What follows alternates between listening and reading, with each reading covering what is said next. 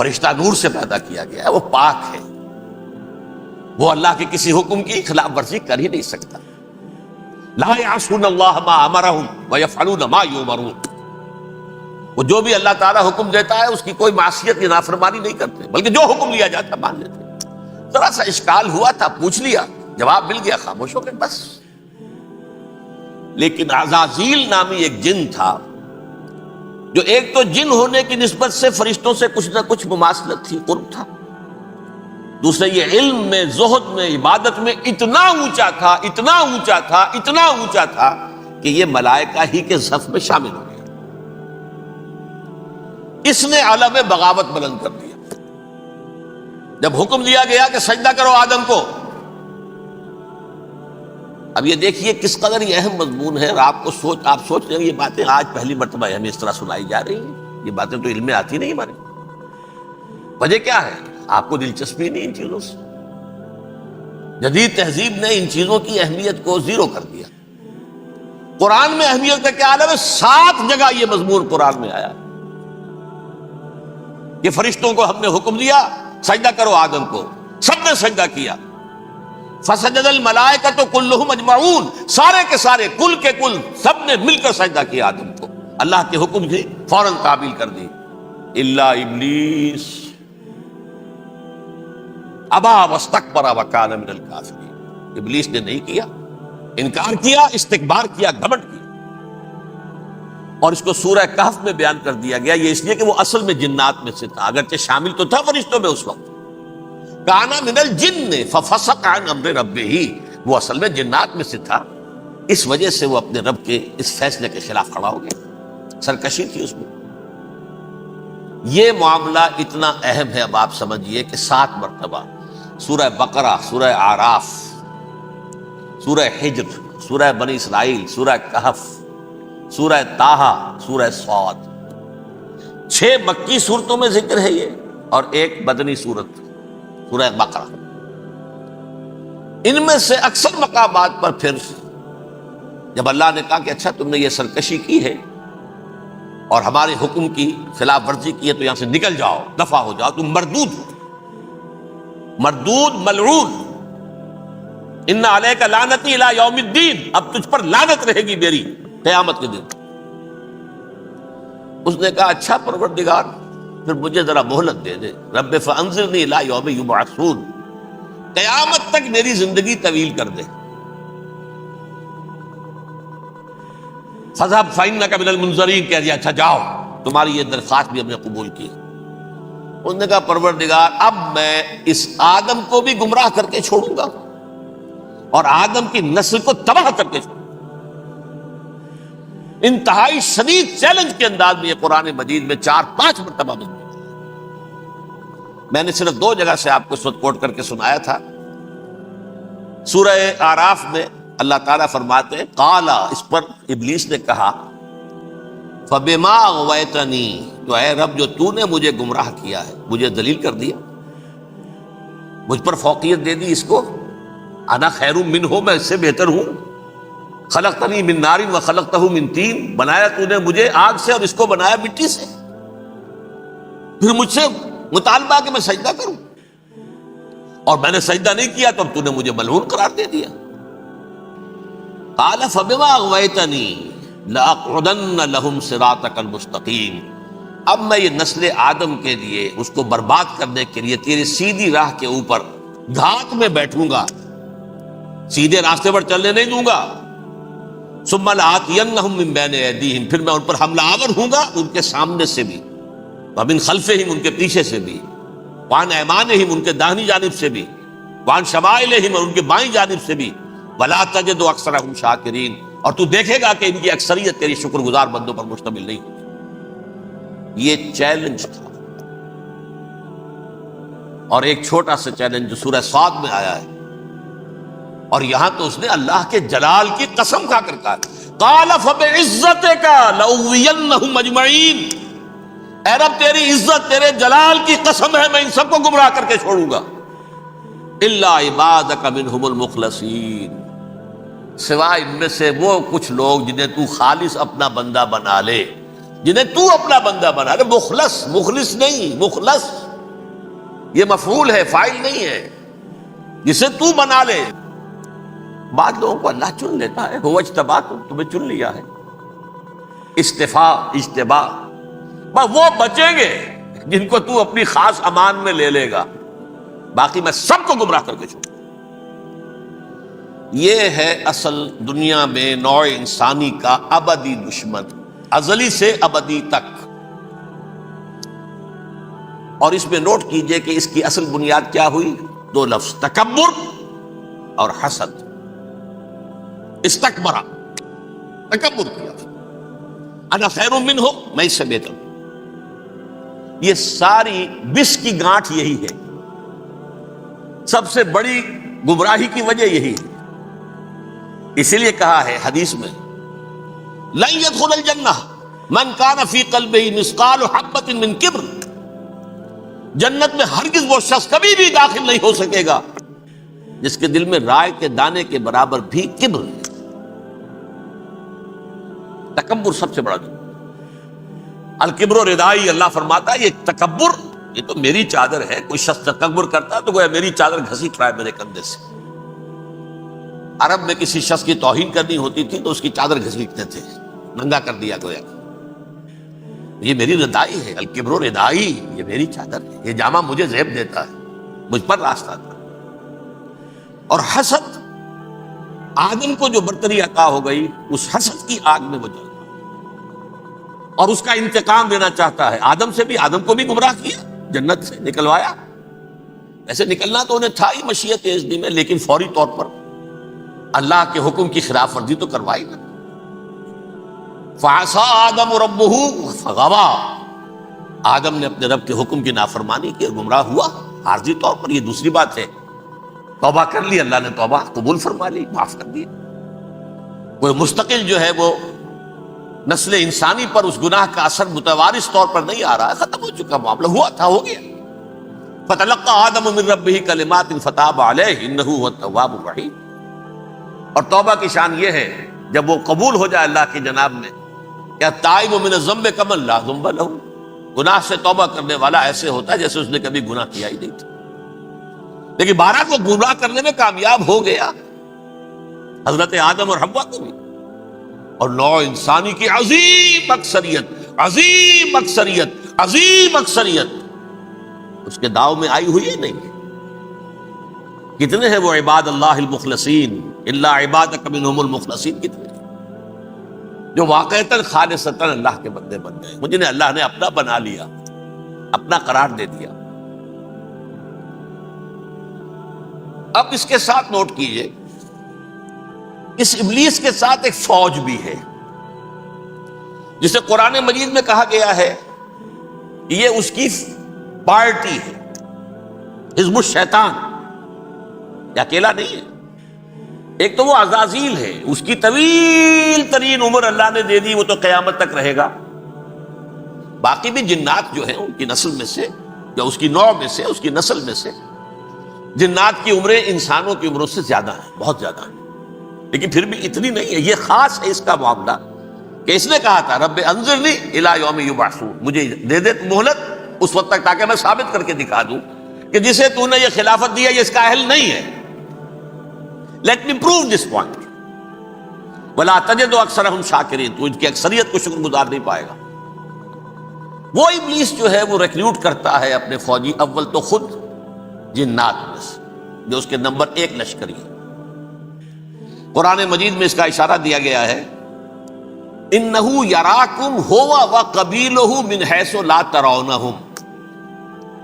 دیکھو لوگو، اے انسانوں، وہ ابلیس لعین عزازیل اور جو اس کے قبیلے کے لوگ ہیں، جنات ہیں، وہ تمہیں وہاں سے دیکھتے ہیں اور تاکتے ہیں اور حملہ کرتے ہیں جہاں سے تم انہیں نہیں دیکھتے۔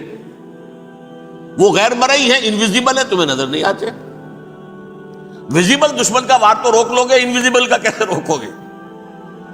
انہو یراکم ہوا وقبیلہ، اکیلا ہی نہیں ہے وہ تو تمہیں تاکتا ہے، تم پر حملہ کرتا ہے، گھات میں لگ کر جو ہے تمہارے اوپر حملہ کرتا ہے، وہ بھی اور اس کے ساتھ اس کے قبیلے کے لوگ جنات بھی، من حیث لا ترونہم، جہاں سے کہ تم انہیں نہیں دیکھتے۔ لیکن اس کے علاوہ وہ انسانوں میں سے بھی ریکریوٹ، رنگ روٹ وہ برپا وہ جو ہے ان کو اپنے پاس رکھتا ہے فوج کے اندر، جس کی سب سے بڑی مثال کیا ہے؟ سورہ مجادلہ میں اللہ تعالیٰ نے منافق، حالانکہ وہ کون تھے؟ بظاہر حضور کا کلمہ پڑھنے والے، حضور کے پیچھے نماز پڑھنے والے، اسلام کا دعویٰ کرنے والے، ان کو اللہ فرماتا ہے اولئک حزب الشیطان الا ان حزب الشیطان هم الخاسرون، یہ شیطان کی پارٹی کے لوگ ہیں۔ وہاں مقابلے میں آیا ہے اولئک حزب اللہ الا ان حزب اللہ هم المفلحون، یہ دو پارٹیاں ہیں، حزب اللہ اللہ کی پارٹی جو اس کے مخلص بندے ہیں وہ اللہ کی پارٹی، اور جو شیطان کے مرید بن گئے اس کے ہاتھ پر بیعت کر لی، لہذا وہ اس شیطان کی پارٹی کے لوگ ہیں، چاہے وہ انسان ہو چاہے جن ہو۔ تو انسانوں میں سے بھی اس کے حزب میں، اس کی پارٹی میں اس کے ایجنٹ ہیں اور بہت ہیں، بلکہ بہت سے تو ایسے ہیں کہ جو جنات کے بھی کان کتر دیں، ان کو بھی شیطنت سکھا دیں، پڑھا دیں۔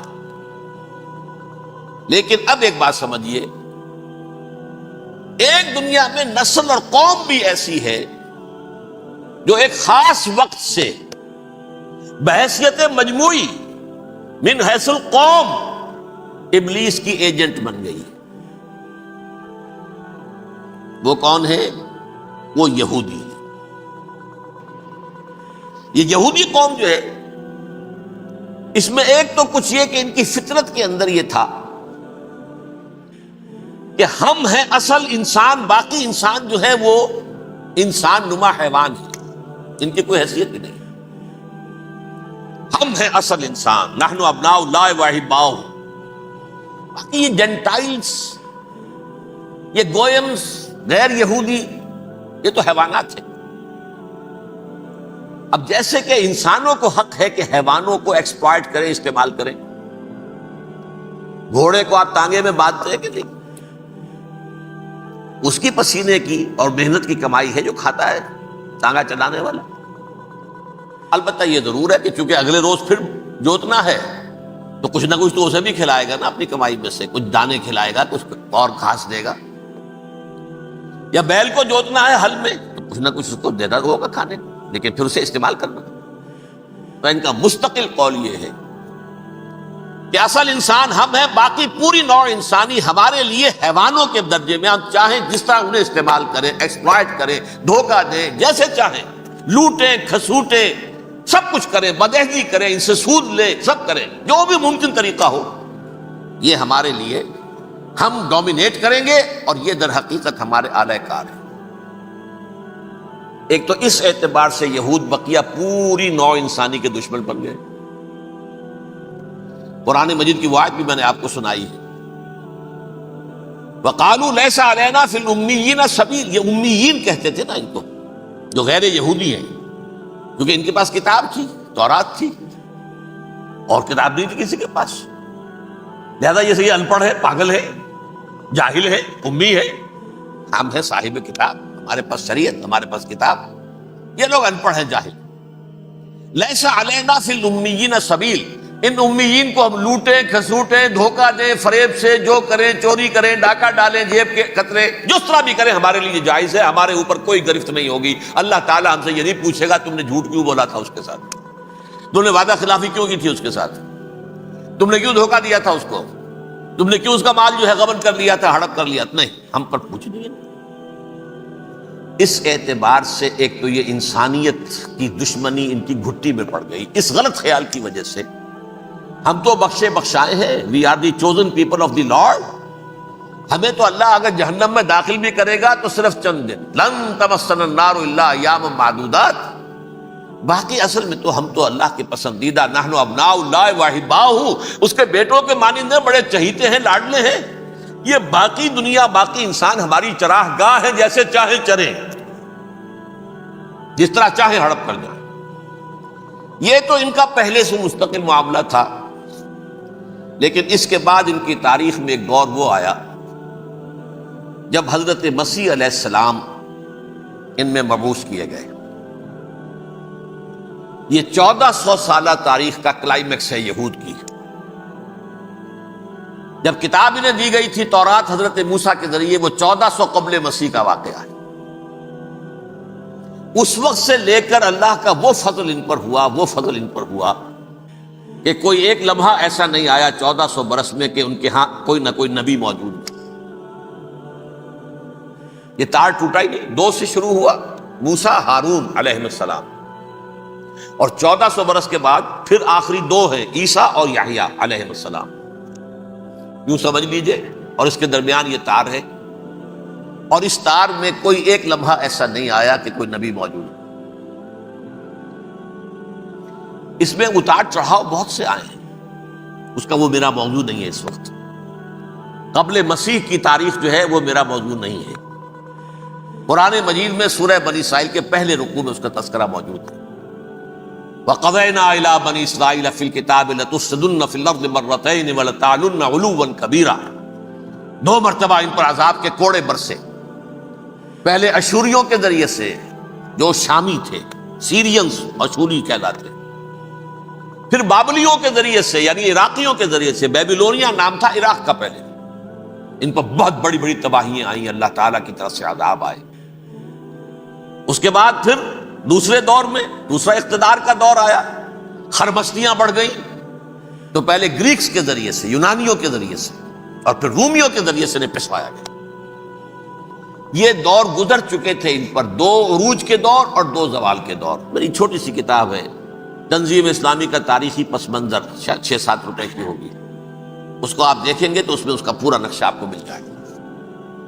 ویسے تو یہ کہ میری جو ذرا بڑی کتاب ہے سابقہ اور موجودہ مسلمان امتوں کا ماضی، حال اور مستقبل، اس میں میں نے ان معاملات پر بڑی تفصیل سے بحث کی۔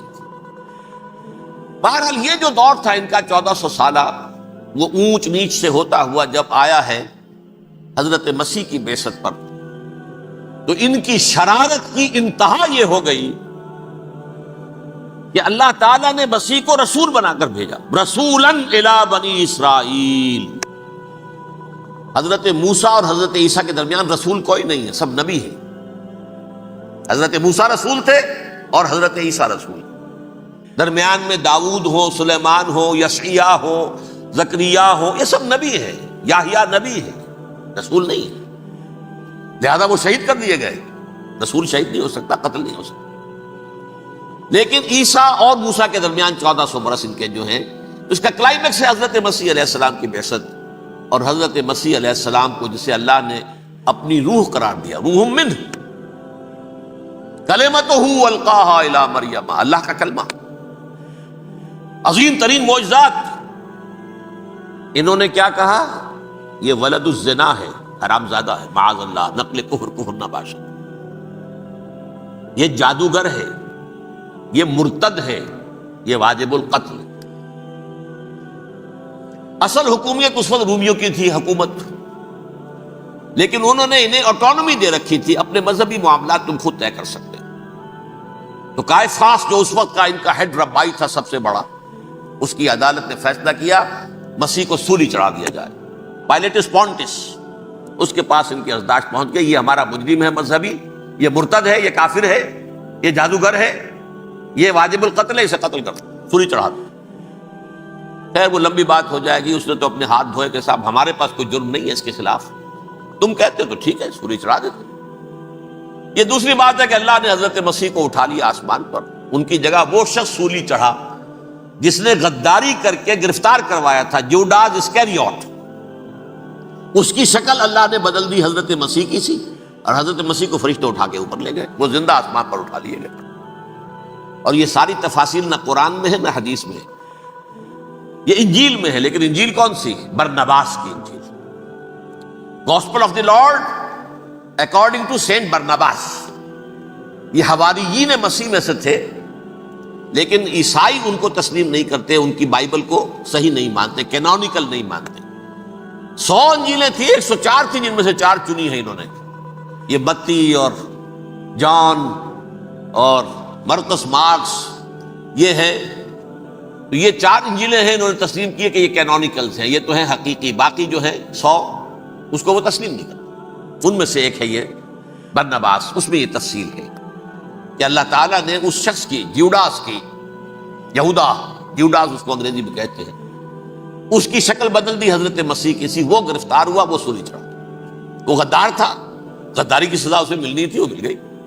حضرت مسیح کو فرشتے چار اٹھ رہے ہیں، جس کوٹڑی میں حضرت مسیح مقیم تھے، ایک باغ کے اندر روپوش تھے، اس کی چھت پھٹی ہے، چار فرشتے آئے ہیں، حضرت مسیح کو اٹھا کر لے گئے ہیں، چھت برابر ہو گئی ہے۔ اس کے بعد وہ شخص پکڑا گیا۔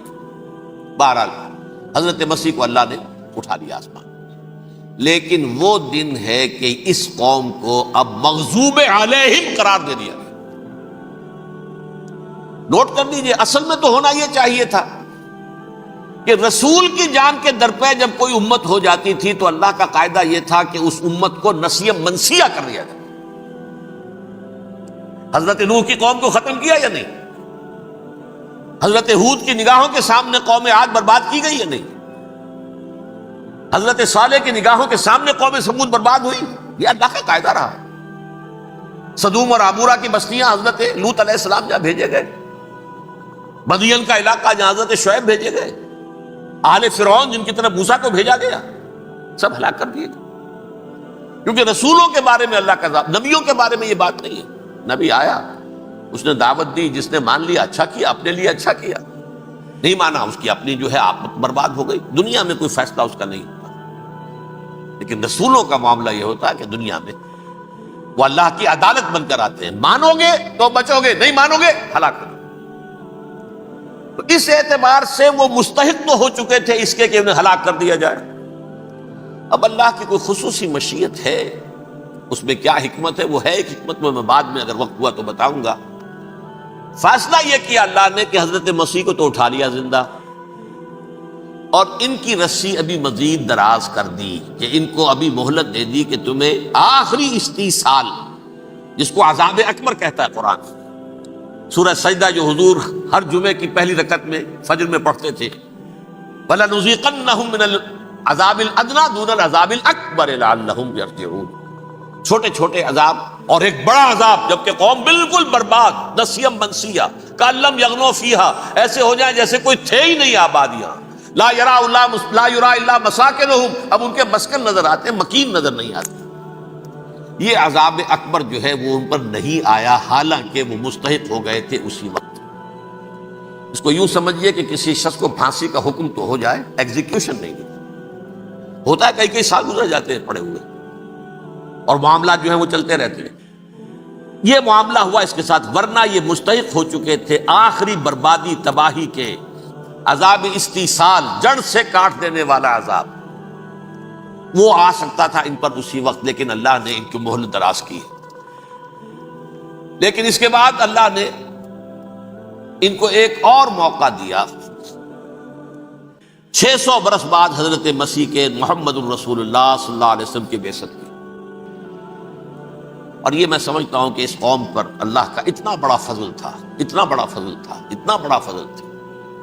اب پھر ایک موقع دیا، عسیٰ ربکم ان یرحمکم وان عدتم عدنا، دیکھو اب بھی تمہیں ہم ایک موقع دے رہے ہیں، تمہارا رب تمہارے اوپر اب بھی فضل کرنے کو تیار ہے، رحم فرمانے کو تیار ہے۔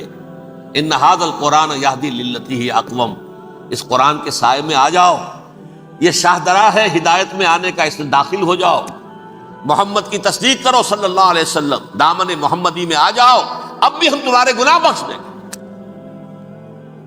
لیکن نہیں، اس قوم نے حضرت محمد صلی اللہ علیہ وسلم کی دشمنی کی کمر کسی، اور اب یوں سمجھیے اس تاریخ سے لے کر آج تک یہ گٹھ جوڑ ہے۔ ظاہر بات ہے کہ ابلیس کا بھی اصل دشمن اب کون ہے، یا ہدف کون ہے، ٹارگٹ کون ہے؟ جنہوں نے محمد کو نہیں مانا صلی اللہ، وہ تو ہے ہی جہنمی، ان پر کوئی اور محنت کرنے کی ضرورت کیا ہے؟ سمجھ رہے میری بات؟ حضور کی بعثت کے بعد جنہیں حضور کو رد کر دیا، ان پر ایمان نہیں لائے، وہ کون ہے؟ کافر، وہ جہنمی ہے ہی ہے۔ لہذا اس کے اوپر کوئی محنت صرف کرنے کی ابلیس کو ضرورت نہیں، اس کا اصل ٹارگٹ امت محمد ہے صلی اللہ علیہ وسلم۔ وہ ساری نوع انسانی کی دشمنی اب آ کر مرکوز ہو گئی ہے امت محمد صلی اللہ علیہ وسلم کی دشمنی۔ اور اسی طرح یہود کا معاملہ، اگرچہ ویسے پوری نوع انسانی کے دشمن ہیں، انہیں حیوان سمجھتے، ان کی جان مال اپنے لیے مباح سمجھتے ہیں، جس طرح چاہیں لوٹے کھسوٹے کھائیں پیے ہی نہیں. لیکن اب ان کی بھی دشمنی کا سب سے بڑا مرکز امت محمد. کیوں؟ وہی تکبر اور حسد، وہی بیماریاں. انہیں تکبر یہ ہو گیا تھا کہ 2000 سال سے یہ نبوت ہماری میراث، ہماری جاگیر.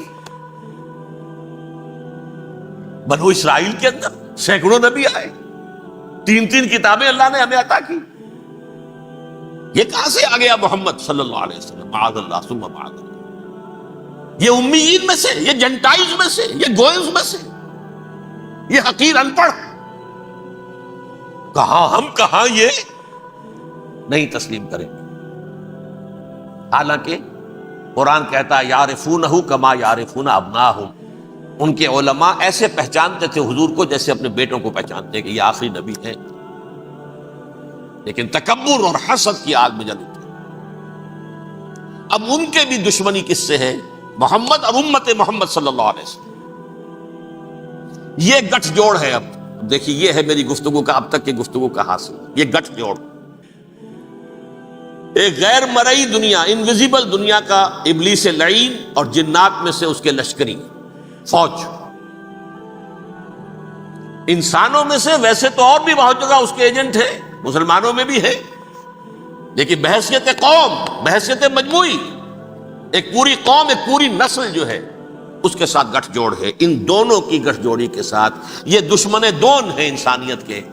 پہلا دشمن ابلیس لعین، عزازیل لعین، اور دوسرے دشمن یہود ملعون. اب میں آپ کو ذرا اس جو انسانوں میں سے انسان دشمنی کا جن کا سب سے بڑا رول ہے، میں ان کی 2000 سالہ تاریخ کا آپ کے سامنے نقشہ رکھنا چاہتا ہوں.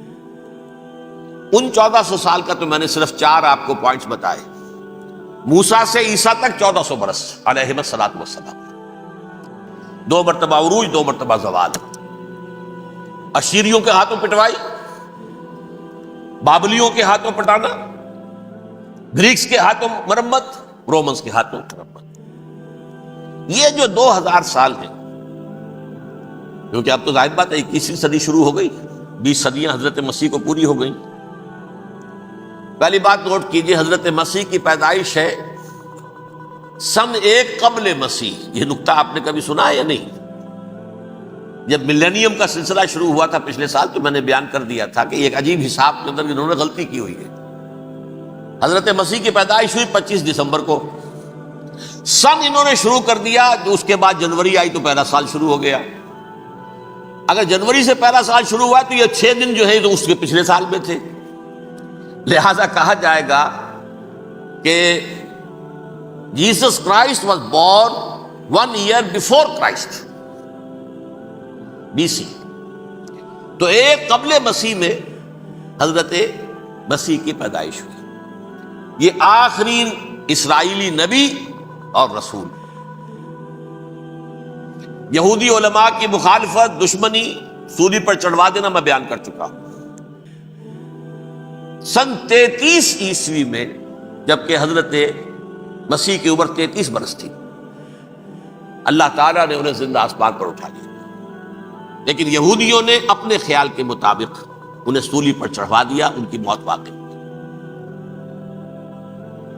اگرچہ اس کے بعد یہ اختلاف ہے ان میں. یہودی کہتے ہیں وہ سولی پر چڑھ گیا، ختم ہوا، مر گیا. عیسائی کہتے ہیں نہیں، انتقال ہوا ہے مسیح کا صلیب پر، لیکن پھر وہ دوبارہ زندہ ہو گئے ہیں. ان کی لاش ایک غار میں رکھ دی گئی تھی، وہاں ریزریکشن ہو گیا، ان کا باعث بعد الموت وہیں ہو گیا، اور پھر انہیں اللہ نے زندہ آسمان پر اٹھا دیا. تو ہمارے اور عیسائیوں کے درمیان نوٹ کر لیجئے، یہ چیز مشترک ہے کہ حضرت مسیح آسمان پر زندہ اٹھائے گئے. فرق کیا ہے؟ وہ سمجھتے ہیں کہ سولی دیے گئے، سولی پر مرے، پھر زندہ ہوئے، پھر گئے. ہم سمجھتے ہیں کہ نہیں، وما صلبوہ وما قتلوہ، انہوں نے نہ صلیب دے سکے انہیں اور نہ انہیں قتل کر سکے، بل رفع اللہ الیہ، اللہ نے اٹھا لیا. پھر ہمارا اور یہ اس کا عیسائیوں کا ایک اور اتفاق ہے، سیکنڈ کمنگ آف جیسس، حضرت مسیح دوبارہ آئیں گے. یہ عیسائیوں کا بھی عقیدہ ہے اور ہمارا بھی. بہرحال تو جیسا کہ میں نے عرض کیا کہ اس وقت یہ عذاب استیصال، عذاب اکبر کے مستحق ہو چکے تھے. لیکن اللہ نے ان کی مدت دراز کی ہے، لیکن ان پر دنیاوی عذاب کا ایک کوڑا جو ہے اللہ تعالی کی طرف سے اسی وقت برسا، دنیاوی عذاب دنیا میں رہتے ہوئے ختم نہیں کیا گیا۔ 37 برس بعد حضرت مسیح کے رفع سماوی کے 37 برس بعد سن 70 میں یہودیوں نے بغاوت کی رومیوں کے خلاف۔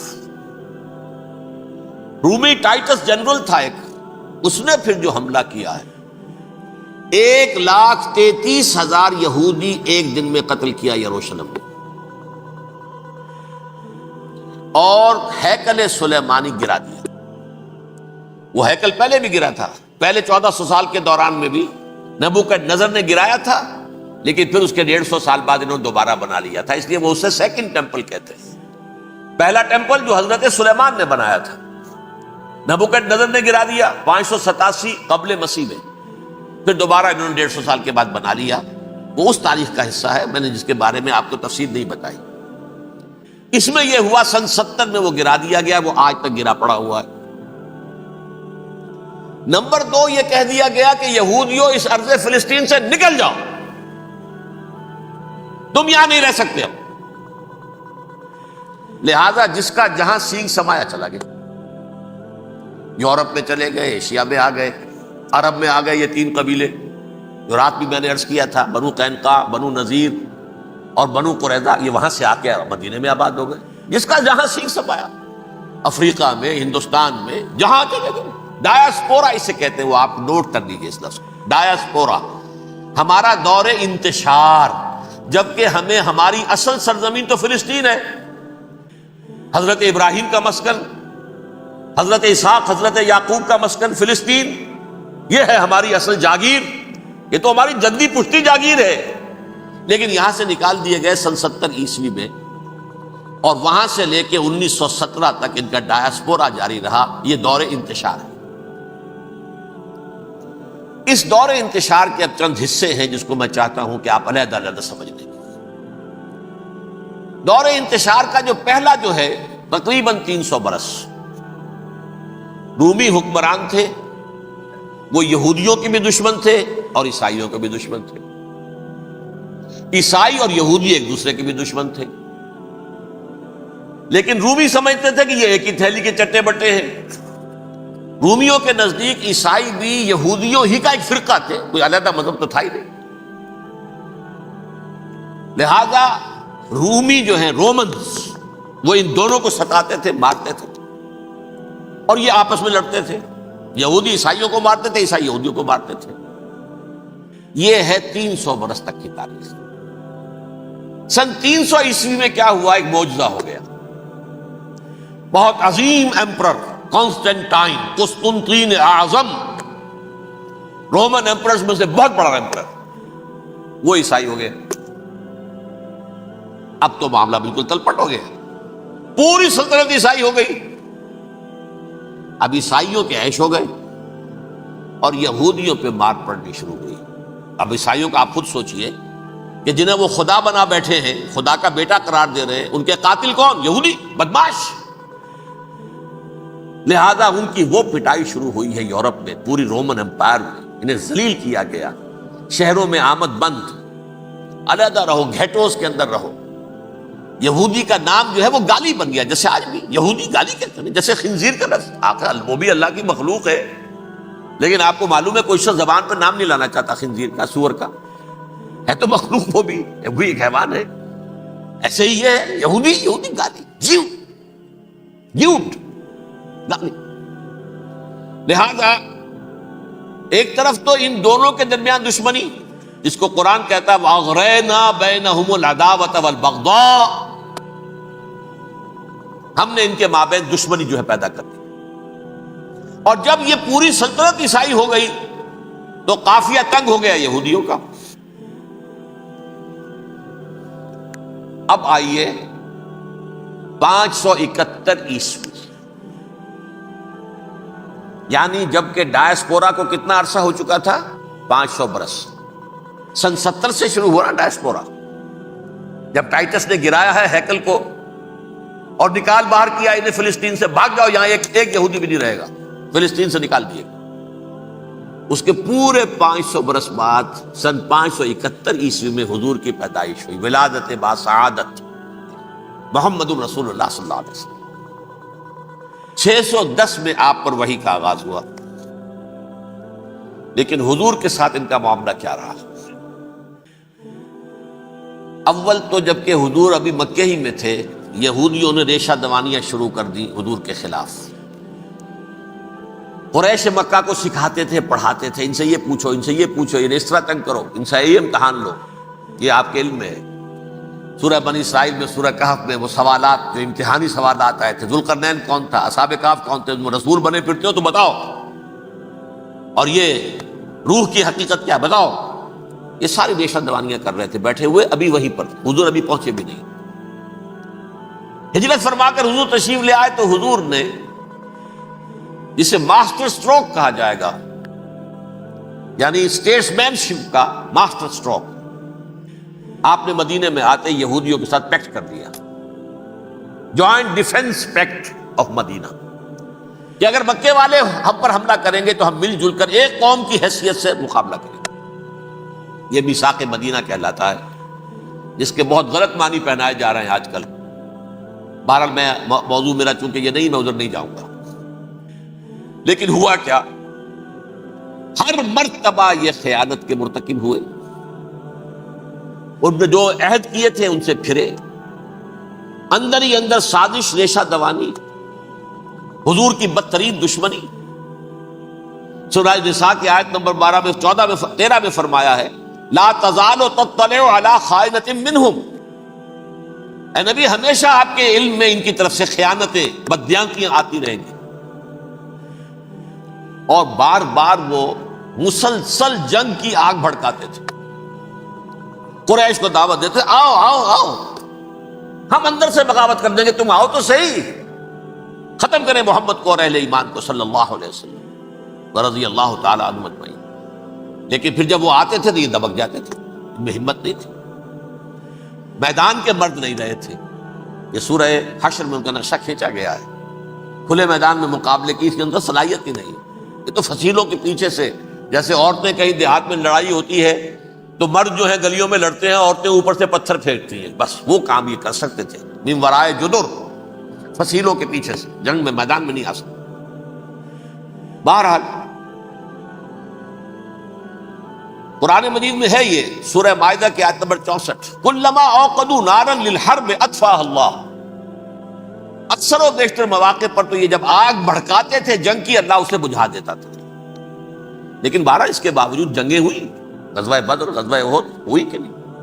یہ ساری اس اصل شرارت میں، اور اس کے نتیجے میں حضور نے پھر ایک ایک کر کے 3 قبیلوں کو سزا دی۔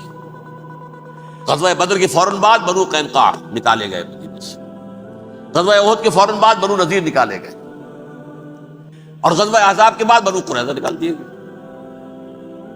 یہ تو میں نے آپ کے سامنے رکھ دیا صرف حضور کے زمانے میں ان کا کیا رویہ رہا، دشمن۔ رات بھی ہم نے وہ آیت پڑھی تھی، لَتَجِدَنَّ أَشَدَّ النَّاسِ عَدَاوَةً لِلَّذِينَ آمَنُوا الْيَهُودُ وَالَّذِينَ أَشْرَكُوا، اہل ایمان کی دشمنی میں شدید ترین تم پاؤ گے یہودیوں کو اور مشرکین، مشرکین بھی بعد میں ہے، پہلے یہودی۔ حضور کے بعد کیا ہوا اب یہ نوٹ کیجئے، یہ ان کی تاریخ کا دوسرا دور۔ حضرت عمر رضی اللہ تعالیٰ عنہ قائد خلافت ہے، بیت المقدس کا محاصرہ کیا گیا، فصیل بڑی اونچی، شہر اندر سے سیلف سفیشینٹ، حملے کا راستہ کوئی نہیں، محاصرہ طول کھینچ رہا ہے، لیکن ان کے پاس رسد بھی موجود ہے، پانی بھی موجود ہے، وہ دروازے بند کر کے بیٹھے ہوئے۔ بالآخر اللہ تعالیٰ کی مشیت کا ظہور کیسے ہوا؟ ان کے کچھ علماء آئے فصیل پر، کہا دیکھو مسلمانوں، تم قیامت تک بھی یہاں پڑے رہو گے محاصرہ کر کے، ہمارا یہ شہر فتح نہیں ہوگا۔ ہاں ایک درویش بادشاہ کے ہاتھوں یہ شہر فتح ہونا ہے، لیکن تمہارے اندر ہمیں وہ نظر نہیں آ رہا۔ ابو عبیدہ بن الجراح رضی اللہ تعالی عنہ، امین هذه الامہ، ان کا فوراً ذہن گیا، وہ درویش بادشاہ مدینے میں بیٹھا ہوا ہے، عمر رضی اللہ تعالی، اب ایک اور عمر بھی ہے جو قندھار میں بیٹھا ہے، نقشہ وہی ہے، سادگی کی حد تک نقشہ وہی ہے، بالکل وہی، اپنی آنکھوں سے دیکھا وہی سادگی۔ عمر اول عمر ثانی تھے عمر بن عبد العزیز، اب ایک اللہ کے فضل سے اللہ تعالیٰ ایدہ اللہ بنصرتہ، اللہ تعالیٰ ان کی نصرت فرمائے، دشمنوں کو ان کے مقابلے میں نیست و نابود کرے۔ انہوں نے ریکویسٹ بھیج دی کہ حضور تشریف لائیے، یہ شہر فتح ہو جائے گا۔ وہ ہے سفر تاریخی، اتنا طویل سفر، تقریباً 700 میل، ایک اونٹ، ایک خادم، ایک منزل پہ امیر المومنین اوپر بیٹھے، خادم آگے چل رہا ہے، اگلی منزل پہ خادم اوپر بیٹھا ہے، امیر المومنین آگے جا رہے ہیں۔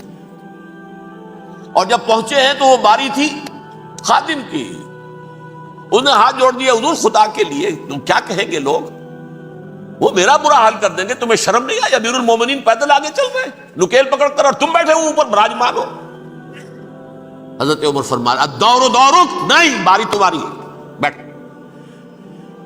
اس حال میں پہنچے ہیں، اور پھر یہ کہ ابو عبیدہ بن الجراح آئے ہیں، استقبال کیا ہے تو دیکھا ہے، اس حال میں چلے آ رہے ہیں عمر، نکیل پکڑے ہوئے چلے آ رہے ہیں، اور کہتے ہیں کہ کہیں کیچڑ ویچڑ تھا، جوتے خراب ہو گئے تھے، وہ بھی اتار کے ہاتھ میں پکڑے ہوئے، کپڑے تو تھے ہی پھٹے ہوئے۔ انہوں نے کہا بھی حضرت ابو عبیدہ نے، دیکھیے یہ بڑا متمدن ملک ہے، بڑا مہذب علاقہ ہے یہ، آپ ذرا حلیہ اپنا دوست فرما لیں تب جا کے پیش ہم آپ کو کریں گے۔ آپ نے فرمایا نحن قوم اعزنا اللہ بالاسلام، ہم وہ قوم ہیں جنہیں اللہ نے عزت دی ہے اسلام کے ذریعے سے، کپڑوں کے ذریعے سے نہیں، دولت کے ذریعے سے نہیں۔ اسی حال میں گئے ہیں، اوپر سے انہوں نے کھڑے ہو کر نشانیاں دیکھی ہیں، اپنی کتابیں کھولی، ہاں یہ وہی ہے، اچھا لو جی سرنڈر، شہر تمہارے ہاتھ میں۔ خون کا ایک قطرہ نہیں بہا اور بیت المقدس فتح ہو۔ لیکن اس وقت حضرت عمر نے ایک نرمی یہ کی کہ یہودیوں کے لیے بھی اسے اوپن سٹی قرار دے دیا۔ یہ احسان عظیم حضرت عمر کا، اس سے پہلے یہودی آ ہی نہیں سکتا تھا، داخل ہی نہیں ہو سکتا تھا، وہاں وہ آ کر وزٹ نہیں کر سکتا تھا، زیارت نہیں کر سکتا تھا اپنے مقدس مقامات کی۔ حضرت عمر نے یوں سمجھیے کہ تقریباً 550 برس کے بعد ان کے لیے راستہ کھولا ہے کہ ہاں تم آ سکتے ہو، زیارت کر سکتے ہو۔ لیکن یہ عیسائیوں نے لکھوایا معاہدے کے اندر، انہیں یہاں آپ آباد ہونے کی اجازت نہیں دیں گے، لیکن کم وزٹ دی پلیسز، دیکھیں زیارتیں کریں اور جائیں۔ یہ معاہدہ حضرت عمر کا ہے رضی اللہ تعالیٰ، جو پھر خلافت راشدہ کے بعد بنو امیہ نے بھی اس کو آنر کیا، بنو عباس نے کیا، پھر جو ہمارے یہ ترکوں میں اندر خلافت آئی تو ترک خلفاء نے بھی اس معاہدے کی پوری پابندی کی۔ فلسطین میں آ سکتے ہیں یہودی، صرف زائرین کی حیثیت سے، وہاں آباد نہیں ہو سکتے۔ اب آئیے اگلا دور آیا حضرت عثمان کا دور خلافت۔ یہ ہے وہ وقت کہ اب یہود نے امت مسلمہ کی پیٹھ میں چھرا کھینچا۔ وہ کیسے؟ ایک یہودی عبداللہ ابن سبا اسلام کا لبادہ اوڑھ کر آ گیا، معاشرے کا جائزہ لے لیا، ان میں بنو ہاشم اور بنو امیہ میں جو پرانی کشاکش تھی اس کے کچھ نہ کچھ جراثیم باقی ہیں، اگر ان کو ذرا بھڑکا دے تو مسلمانوں میں انتشار پیدا ہو۔ کہا یہ عثمان کون ہے؟ یہ تو بنو امیہ میں سے ہے، یہ حق تو بنو ہاشم کا ہے، خلافت ان کے پاس ہونی چاہیے، محمد کے تو رشتہ دار وہ ہے صلی اللہ علیہ وسلم۔ عوام الناس کے اندر بات پھیلنی شروع ہوئی، پھر ایک بڑی سازش کے انداز میں حضرت عثمان کے خلاف پروپیگنڈا، حضرت عثمان کے جو عاملین تھے، گورنر تھے، ان کے خلاف پروپیگنڈا، اور ایسی ہوشیاری کرتے تھے کہ کوفے میں کوفے کے حاکم کے خلاف کچھ نہیں کہنا، اجی مصر میں یہ ہو رہا ہے، اجی شام میں یہ ہو رہا ہے، اجی یہ جو عثمان ہے وہ یہ کر رہا ہے، یہ ظلم ہو رہا ہے، یہ لوٹ مار ہو رہی ہے، یہ خیانتیں ہو رہی ہیں۔ اب نہ تو اس زمانے میں مینز آف کمیونیکیشن، کیسے تصدیق کریں؟ افواہیں تو آپ آج کراچی کے اندر شروع ہو جائے تو پتہ نہیں چل سکتا کسی کو کہ کیا اس میں صداقت ہے کیا جھوٹ ہے، اور بری بات جو ہے فطرت انسانی کی کمزوری ہے وہ فوراً قبول کرتا ہے، کسی کے بارے میں اچھی بات ماننے کو تیار نہیں ہوتا لیکن بری بات تو فوراً تیار۔ بہرحال یہ فتنہ انہوں نے اٹھایا، حضرت علی کی الوہیت کا فتنہ اٹھایا، حضرت عثمان کے خلاف الفتنۃ الکبریٰ برپا کیا، حضرت عثمان شہید ہوئے۔ اس کے بعد 5 برس تک مسلمان ایک دوسرے کی گردنیں کاٹتے رہے، باہمی خانہ جنگی ہوئی۔ امت کو وہ زخم لگایا ہے جو آج تک جس سے خون رس رہا ہے۔ یہ شیعان عثمان اور شیعان علی تھے، جو بعد میں پھر سنی اور شیعہ ہو، اور آج تک فتنہ کس نے جگایا؟ ایک عبداللہ ابن سبا یہودی اور اس کے کارندے، شیطان کا ایجنٹ، اور انسانوں میں سے بھی اس کے جو بھی حواریین تھے اور شیطانوں کے اندر سے بھی تھے، انہوں نے بھی اس آگ کو بھڑکایا۔ یہ آپ سوچ لیجئے کہ یہ کس نے وہ زخم لگایا؟ یہودی۔ اگلا دور آیا، خلافت راشدہ ختم ہوئی، بنو امیہ کا بھی دور کافی گزر گیا۔ طارق ابن زیاد 712 عیسوی میں حملہ کرتے ہیں اسپین پر۔ اسپین اس وقت عیسائیت کا بہت بڑا گڑھ، بڑے کٹر ترین عیسائی جو ہے وہ اسپین میں تھے، لہذا یہودیوں کی وہاں بہت پٹائی ہوتی تھی، بہت پٹائی ہوتی ہے، میں بتا چکا ہوں، دشمنی تھی ان کی چلی آ رہی تھی عیسائیوں کے ہاتھوں یہودیوں کی۔ وہ تو سن 300 عیسوی سے ایمپرر کانسٹنٹائن کے بعد سے شروع ہو گئی تھی۔ اس حوالے سے یہودیوں نے اس وقت چالاکی یہ برتی، کچھ راستے واسطے بتائے، کچھ مدد کی طارق ابن زیاد کی۔ طارق ابن زیاد نے انہیں اپنا محسن سمجھا، ہسپانیہ فتح ہو گیا تو یہودی چونکہ محسنین کی فہرست میں آ چکے تھے، انہیں بہت اقتدار نصیب، بڑی سپورٹ مسلمانوں نے دی۔ ان کے بڑے بڑے علماء جو اسی دور کے اندر پیدا ہوئے، بڑے بڑے تھنکرز ان کے اسی دور میں پیدا ہوئے۔ بن گوریون جو کہ ایک وزیر اعظم تھا اسرائیل کا، اس نے یہ لکھا ہے اپنی کتاب میں، مسلم Spain was the golden era of our diaspora. وہ ڈائسپورا جو 70 عیسوی سے شروع ہوا تھا اور 1917 عیسوی تک جاری رہا ہے، اس میں سے گولڈن ایرا ہمارا جو تھا وہ مسلم اسپین تھا۔ ہسپانیہ میں بیٹھ کر ہم نے عیش کیے، لیکن وہاں سے انہوں نے اور جو کچھ کیا، یہ تو داستان کے تو بہت سے گوشے ہیں، لیکن میں جس اسٹریٹ لائن میں چل رہا ہوں اس کے اعتبار سے ایک بات سمجھ لیجیے، وہاں بیٹھ کر انہوں نے اب عیسائیت کی پیٹھ میں چھرا گھونپا،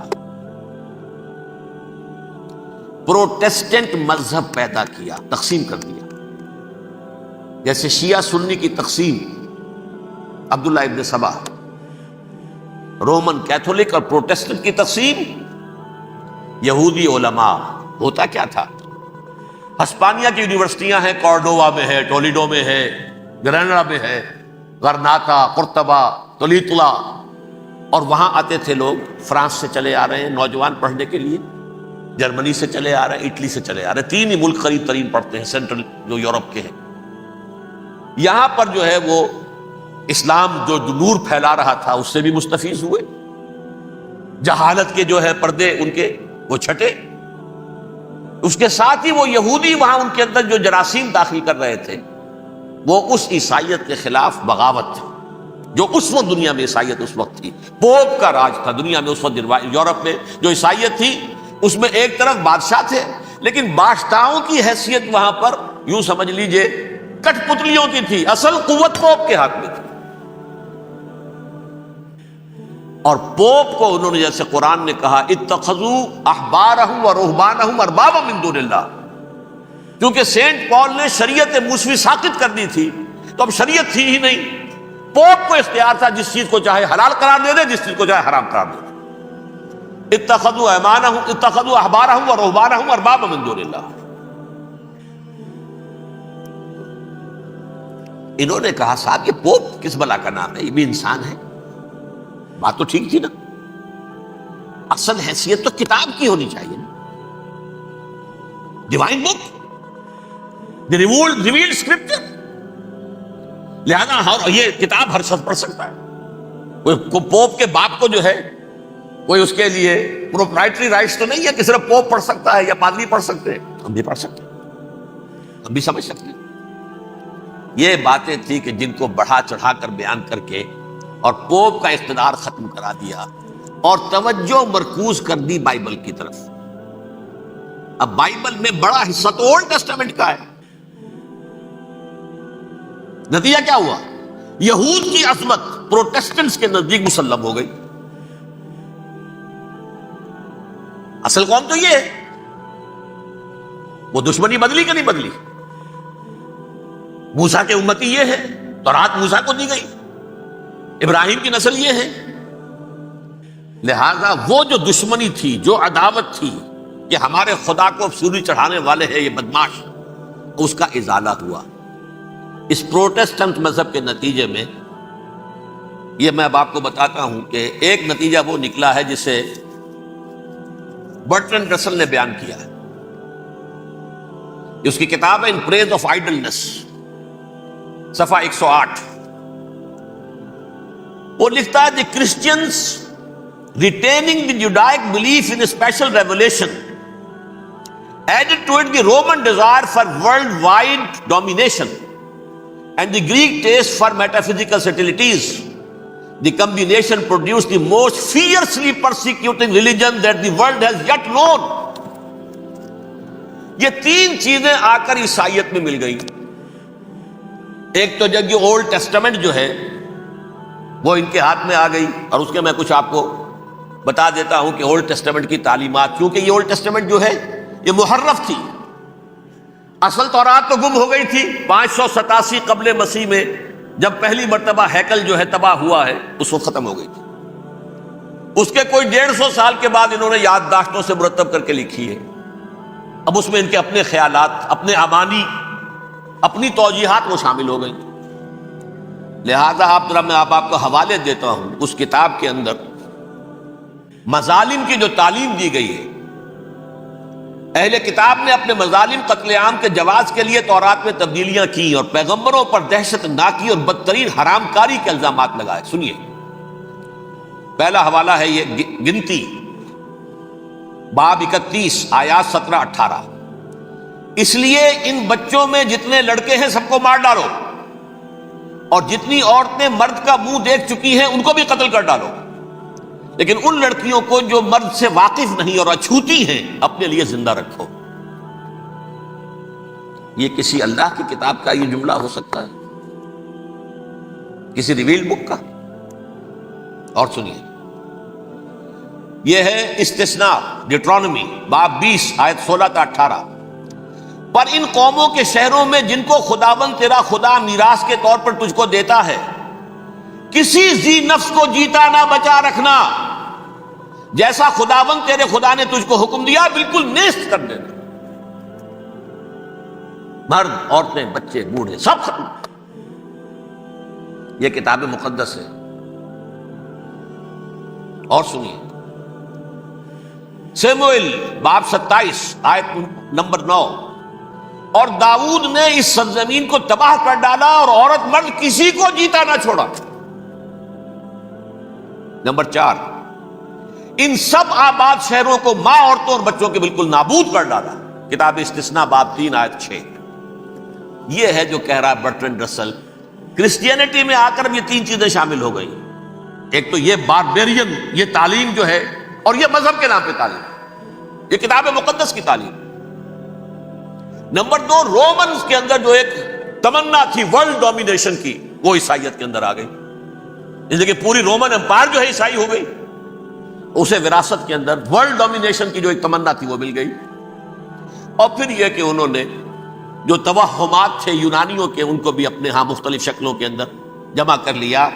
ان تین چیزوں کا the combination produced the most fiercely persecuting religion that the world has yet known. اس کے نتیجے میں دنیا میں تاریخ انسانیت کے اندر جو بدترین خوخار ترین مذہب ہو سکتا ہے وہ شکل عیسائیت نے اختیار کی۔ اور اس کا مظہر عتم کیا تھا؟ نوٹ کیجیے، صلیبی جنگیں۔ ایک بات ٹائم ٹیبل کے اعتبار سے نوٹ کر لیجئے گا، فرسٹ ملینیم ختم ہوا، سیکنڈ شروع ہوا۔ ان کے 1000 سال ختم ہوئے تو 11ویں صدی میں سیکنڈ ملینیم شروع ہوا، تو پہلی صلیبی جنگیں ہوئی، لاکھوں مسلمان قتل ہوئے۔ صرف یروشلم کے اندر اتنا خون بہایا ہے کہ خود ان کے ہسٹورینز لکھتے ہیں کہ جب ان صلیبیوں نے جب گھوڑوں کے ساتھ وہ چل رہے تھے گلیوں میں، تو ان کے گھوڑوں کے گھٹنوں تک خون کی ندی بہ رہی تھی۔ جہاں سے گزرے ختم کرتے چلے گئے، آبادیاں کی آبادیاں ختم۔ اگرچہ اس کروسیڈ میں گیہوں کے ساتھ گھن بھی پسا، یہودی بھی بہت مارے گئے۔ یہ فرانس سے، جرمنی سے جب یہ کروسیڈرز آ رہے تھے 3000 میل کا سفر طے کر کے آئے تھے، سوچئے تو صحیح۔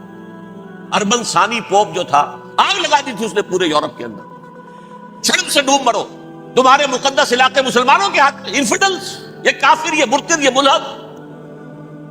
مسیح جہاں پیدا ہوا، مسیح کو جہاں سولی دی گئی، وہ کہاں ہے؟ ان کے ہاتھ میں۔ وہ آگ لگائی ہے، 3000 میل کا فاصلہ طے کر کے یہ دو قومیں آئی ہیں۔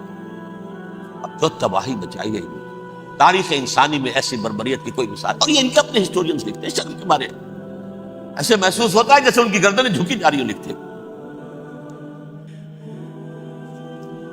اب آگے چلیے، یہ جو بغاوت ہوئی پوپ کے خلاف، اس میں نوٹ کیجئے تاریخی اعتبار سے سب سے پہلے بغاوت کرنے والا ملک انگلستان تھا۔ اس نے اپنا چرچ علیحدہ بنایا، چرچ آف انگلینڈ، پوپ سے رشتہ منقطع۔ The first Protestant kingdom in Europe was England. اسی سے رشتہ جوڑی west, white Anglo Saxon Protestants, ان میں اولیت کا شرف کسے حاصل ہے؟ برطانیہ شریف کو۔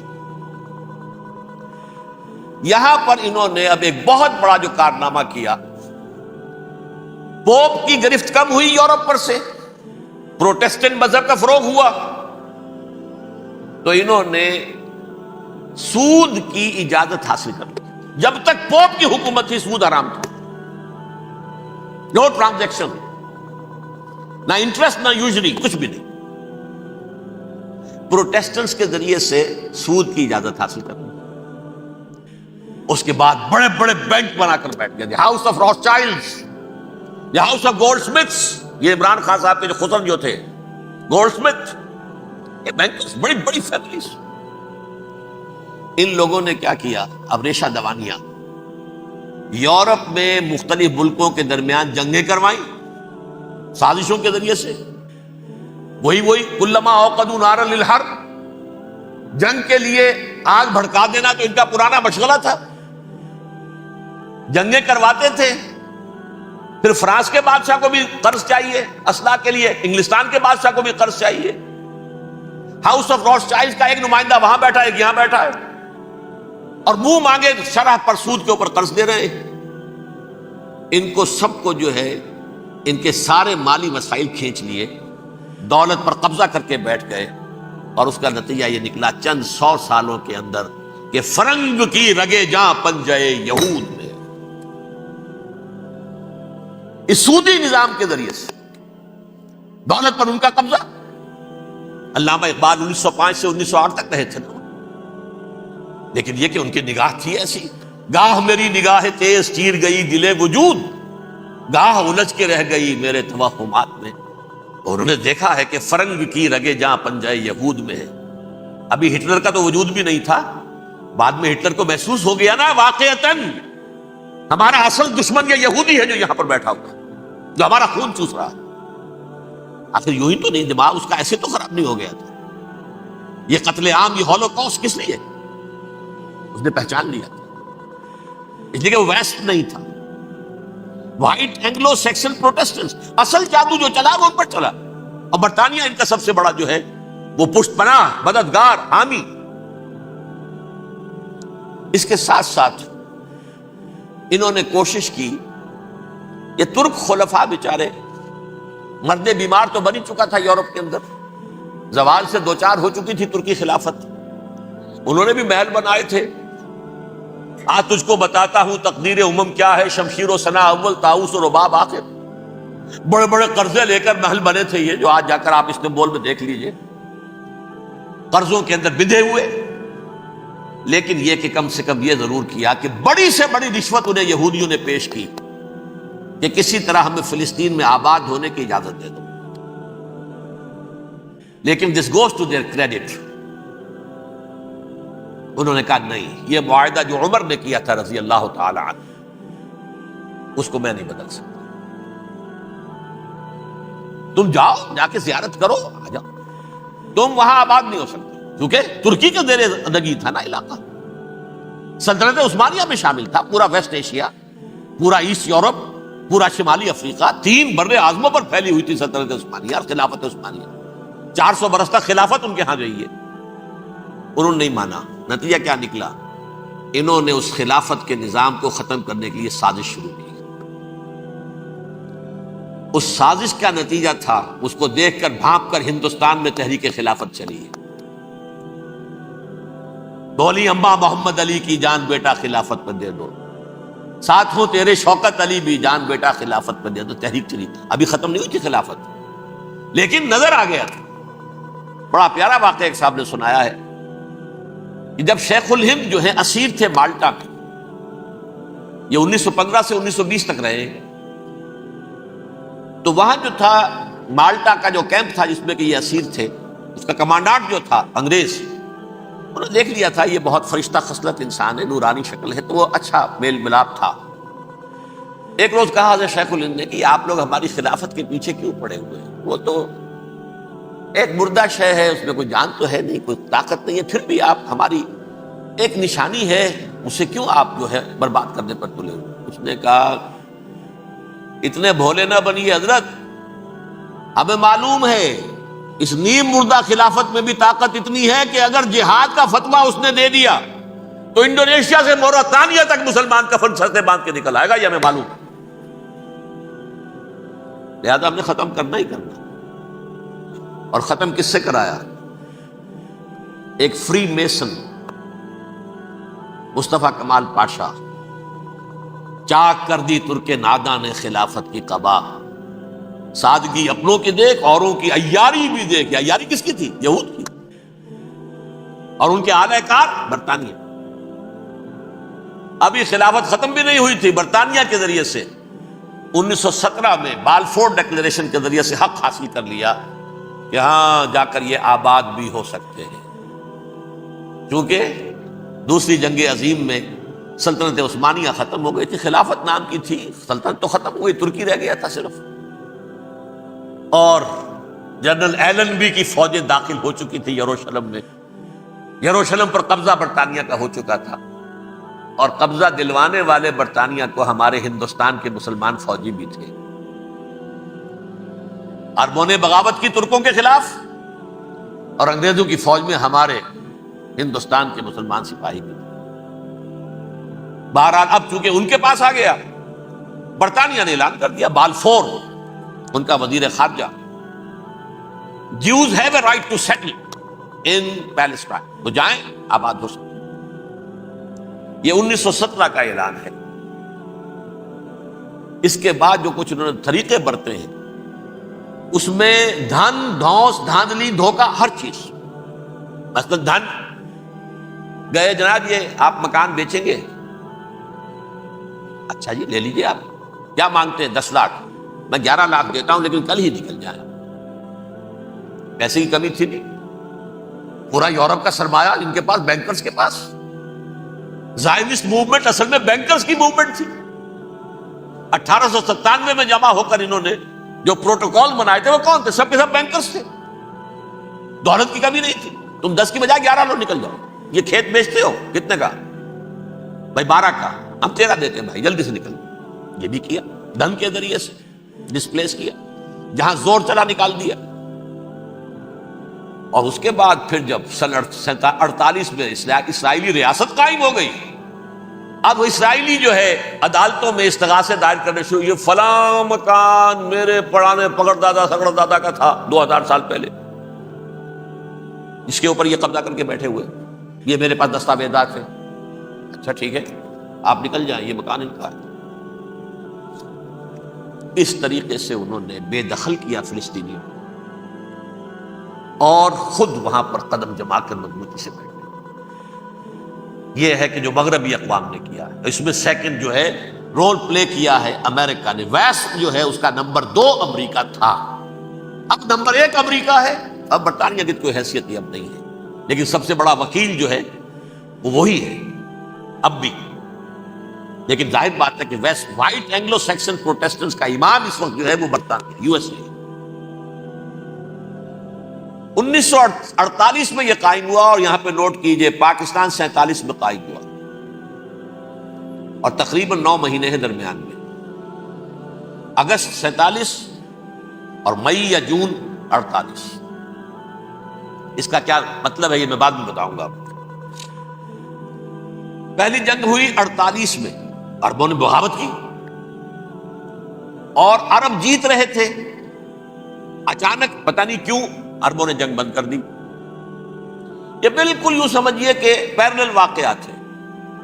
کشمیر میں ہم جیت رہے تھے، بھاگ کر نہرو پہنچ گیا یونائٹڈ نیشنز کے اندر، جنگ بند ہو گئی، ختم ہوا۔ اس کچھ اپنوں کی غلطی بھی تھی، کچھ قبائلیوں نے وہاں جا کر سری نگر ایئرپورٹ تک پہنچ گئے تھے، بجائے اس پر قبضہ مکمل کرنے کے لوٹ مار میں لگ گئے، اپنوں کی غلطی بھی تھی، لیکن اس کے باوجود پڑنا بھاری تھا۔ اور اگر سری نگر ایئرپورٹ پر قبضہ ہو گیا ہوتا تو سوال ہی پیدا نہیں ہوتا کہ بھارت جو ہے اپنی فوجیں اتار سکتا، زمینی راستہ تھا ہی نہیں۔ وہی وہاں ہوا ہے، بڑے ہی عجیب طریقے پر عرب جیت رہے تھے، اسرائیل جو ہے شکست کھا رہے تھے، عربوں نے صلح کر دی۔ کچھ مہینوں کے بعد عربوں نے دوبارہ جنگ کی۔ اتنے عرصے میں یہ اسرائیلی، یہ سب جو ہیں جتنے دہشت گرد ہیں اسرائیلی، یہ اس دور کے لوگ ہیں، وہ چاہے مینیجم بیگن تھا یا کوئی اور، یہ سب کے سب اس دور کے ٹیررسٹ۔ اب انہوں نے ڈٹ کر جو مقابلہ کیا، عربوں کو شکست دی، بڑی سخت۔ سن 48 میں عربوں کو شکست ہو گئی۔ سن 67 میں روس کے سکھانے پڑھانے پر جمال عبد الناصر نے حملہ کیا، بلاکیڈ کر دیا ایلات کا، بندرگاہ کا۔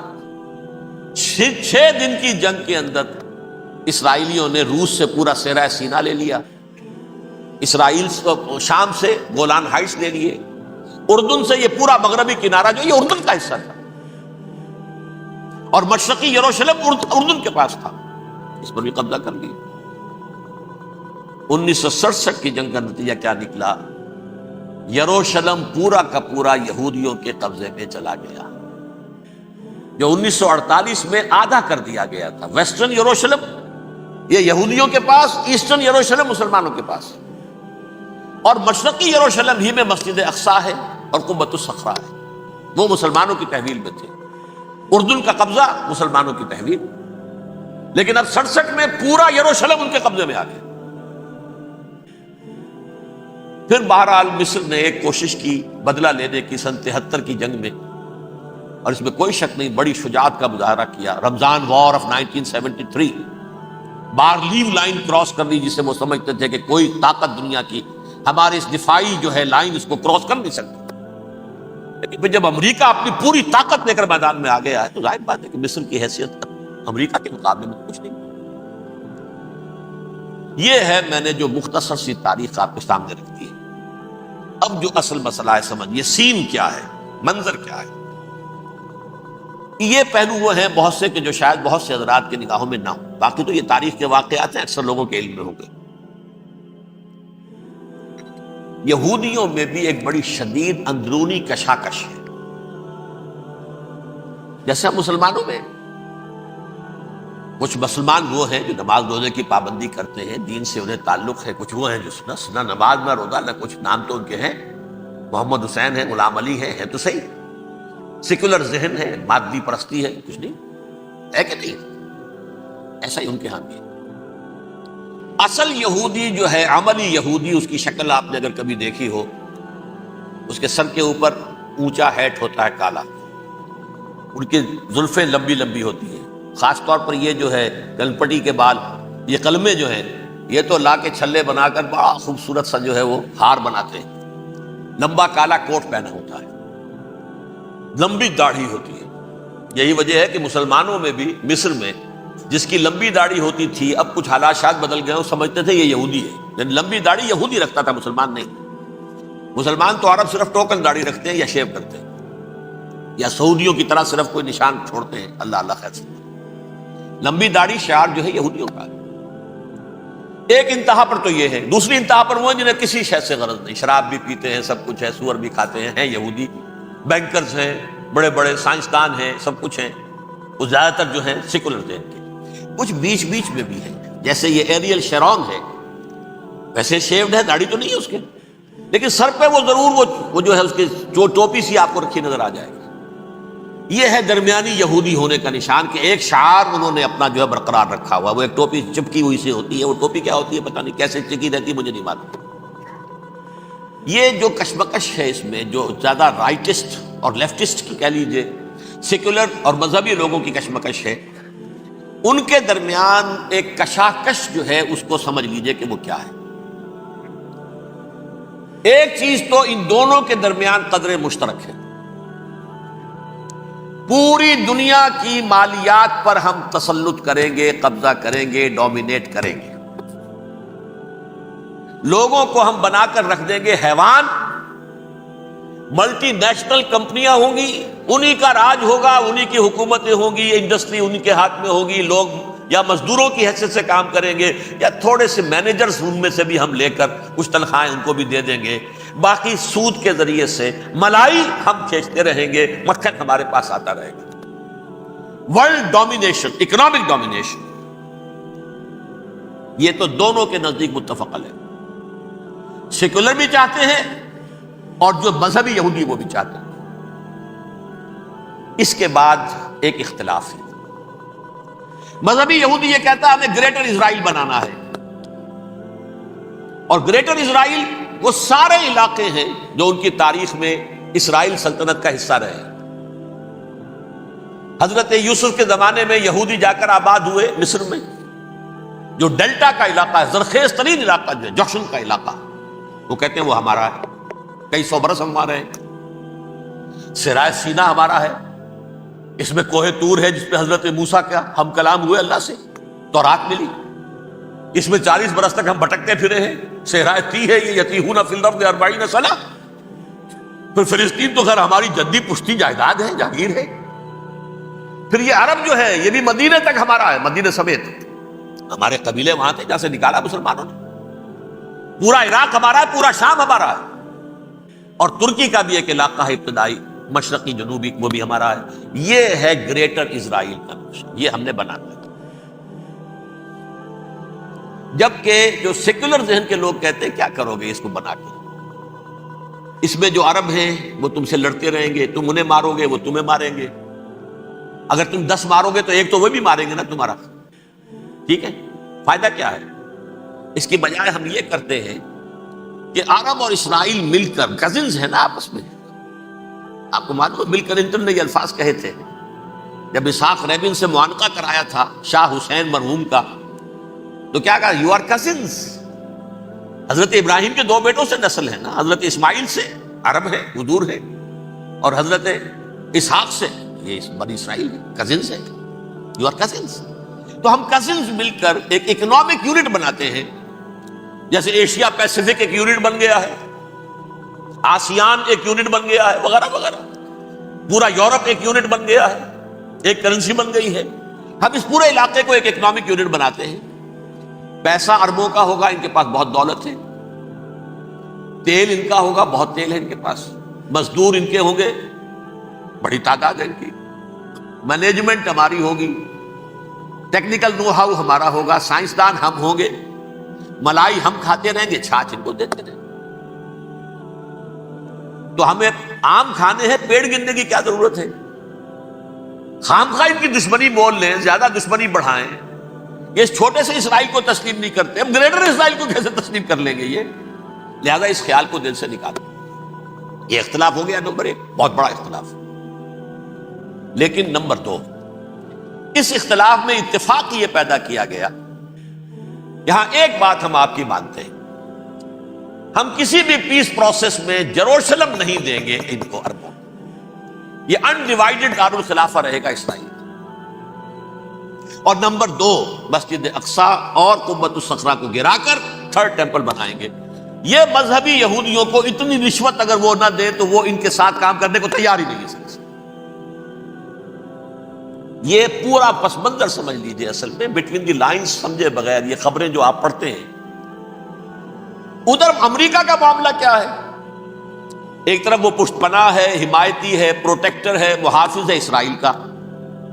اسرائیل امریکہ ہی کی آؤٹ پوسٹ سمجھ لیجئے, اسی کی ایک ریاست سمجھ لیجئے.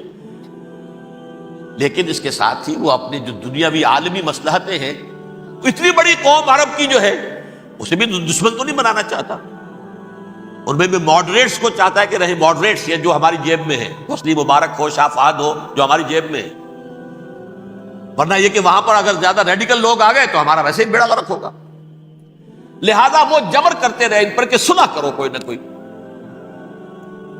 یہ صلح کے لیے دباؤ امریکہ کا ہے، اسرائیل نہیں چاہتا صلح، دباؤ ہے امریکہ کا۔ اب میں آپ کو یاد دلاتا ہوں، خلیج کی جنگ ختم ہوئی، بش، یہ باپ اس کا جو اب ہے بش، اس کا بڑا بش جو سینئر، اس کی پاپولیرٹی ریشو جو ہے 89% تھی اس وقت امریکہ کے اندر۔ اس نے اتنی بڑی جنگ فتح کی تھی اور چند امریکی مرے صرف، لیکن اس نے ایک موقف اختیار کیا یہود کے خلاف۔ $10 بلین منظور ہو چکے تھے، اسرائیل کو دیے جانے تھے نئے سیٹلمنٹس بنانے کے لیے اسرائیل کے۔ اس نے کہا یہ رقم میں ایشو نہیں کروں گا جب تک پیس پروسیس شروع نہیں کرتے۔ یہ دباؤ تھا جس کے آگے گھٹنے ٹیکنے پڑے $10 بلین کے لیے، لیکن اس کا بدلہ یہ چکایا کہ الیکشن میں ہرا دیا اسے۔ حالانکہ وہ ہیرو، فاتح، خلیج کی جنگ کا فاتح، 89% ریٹنگ، الیکشن میں 0۔ دباؤ تھا۔ اسی طرح بل کلنٹن کا دباؤ رہا، کسی طرح صلح کرو، کسی طرح صلح کرو، کسی طرح صلح کرو۔ اور اس معاملے میں یہ تسلیم کرتا ہوں، اس معاملے میں اس نے واقعتاً ایڑی چوٹی کا دور لگایا، اور یہ بھی تسلیم کرتا ہوں کہ اس کے دباؤ میں آ کر ایہود باراک جہاں تک چلا گیا تھا، اب کوئی نہیں جا سکتا، وہ آفر نہیں دے مل سکتی اب دوبارہ فلسطینیوں کو۔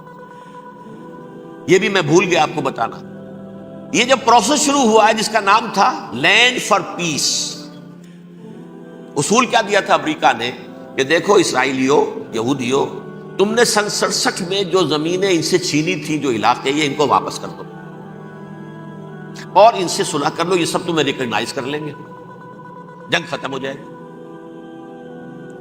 صحرائے سینا دے دو، مصر تم سے صلح کر لے گا، وہ ہو گیا۔ انور سادات نے صلح کر لی، ریکگنائز کر لیا، صحرائے سینا واپس آ گیا۔ عربوں نے اسے اپنی فولڈ سے نکال دیا، عرب لیگ سے نکال دیا۔ شام بھی تیار رہا ہے، لیکن پورا گولان ہائٹ مانگتا ہے وہ۔ ابھی جو پچھلے دنوں بل کلنٹن کے آخری دور میں گفتگو ہوئی تھی، اس نے کہا جتنا تم نے ہم سے علاقہ چھینا تھا سارا واپس کرو تو ہم کر لیں گے ریکگنائز۔ اس میں سے کچھ ایسا اسٹریٹجک امپورٹنس کا علاقہ ہے وہ یہودی کسی طور پر دینے کو تیار نہیں، لہذا صلح نہیں ہو سکی۔ شرق اردن سے جو علاقہ لیا تھا وہ ٹھیک ہے، وہ رکھو، اس کے اندر فلسطینی ریاست بنا دو۔ یہ علاقہ جو ہے فلسطینیوں کی میجورٹی ہے اس میں، تو اس کو فلسطینی ریاست بنا لو، ایک ریاست ودن ریاست ہو جائے گی، اسرائیل ریاست، فلسطینی ریاست۔ یہ ہیں 3 مین پوائنٹس۔ چوتھی بات پہ آ کر روک دیتے تھے کہ یہ پھر بعد میں سوچیں گے یروشلم کا مستقبل کیا ہوگا، یہ موسٹ سینسٹیو ایشو جو ہے یہ بعد میں سوچیں گے۔ اب جب یہ پیس ٹاک شروع ہوئے تو یاد ہے اسحاق ریبین تھا، اسے کس نے قتل کیا؟ یہودی نوجوان نے۔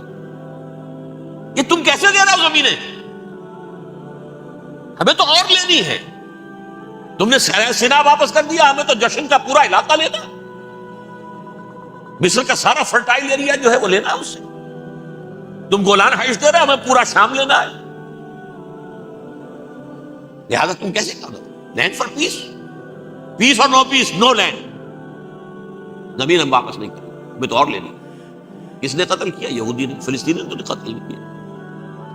ایہود باراک کی بات میں آپ کو بتا رہا ہوں، یہ یہاں تک چلا گیا تھا کہ اسرائیلی ریاست بھی ہم فلسطینی ریاست بھی مان لیں گے، یروشلم بھی، مشرقی یروشلم دے دیں گے، تمہارا اقتدار ہوگا اس پر۔ البتہ یہ جو احاطہ ہے جس میں جنوب میں مسجد اقصیٰ ہے اور ذرا شمال کی طرف ہے قبۃ الصخرہ۔ قبۃ الصخرہ آپ جانتے ہیں، جب بھی ٹیلی ویژن پر یروشلم سے کوئی خبر آ رہی ہوتی ہے تو پیچھے وہ بڑا سا مینار، وہ گنبد نظر آتا ہے سنہرا۔ یہ وہ جگہ ہے چٹان، ٹیمپل ماؤنٹ۔ یہ پہاڑی تھی پہلے، جیسے کوہ صفا، کوہ مروہ اب کیا رہ گئی ہیں، کبھی پہاڑیاں تھی یہ۔ کوہ صفا کے اوپر چڑھ کر حضور نے نعرہ لگایا تھا وا صباحا، اب کیا ہے وہ کوہ صفا بیچارہ۔ وہ تو ایک چھوٹی سی علامت ہے، کوئی پہاڑیاں سے دکھائی دیتی ہے، اس کے اوپر بھی گنبد ہے۔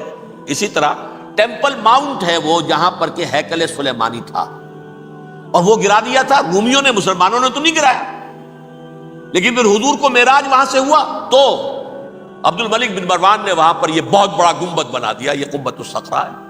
وہ مسجد اقصی نہیں ہے، مسجد اقصی اس کے علاوہ ہے، وہ جنوبی علاقے میں ایک ریکٹینگولر احاطہ ہے بہت بڑا، جس کے جنوبی علاقے کے اندر مسجد اقصی ہے، اور یہ اس کے شمالی حصے۔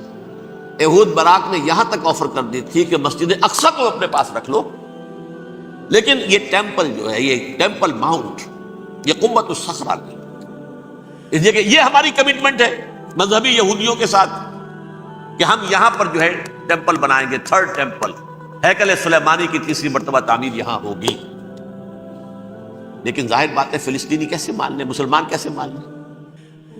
یہ ہے وہ چیز کہ جس کی وجہ سے وہ سارا معاملہ ناکام ہوا۔ ویسے مجھے یقین ہے کہ اگر فلسطینی مان بھی لیتے تب بھی یہودی جو ہیں جس طریقے سے اسحاق ربی ان کو اس نے قتل کر دیا تھا، تو یہ اس کو بھی، یہود براق کو بھی قتل کر دیتے، اور وہ کسی صورت تسلیم نہ کرتے کہ یہ یروشلم جو ہے یہ انڈیوائیڈڈ سٹی نہ رہے، بلکہ ڈویژن ہو جائے اس کی، اور صرف مغربی حصہ ہمارے پاس رہ جائے اور مشرقی جو ہے عربوں کے پاس، کبھی تسلیم نہیں کرتے، مر جائیں گے۔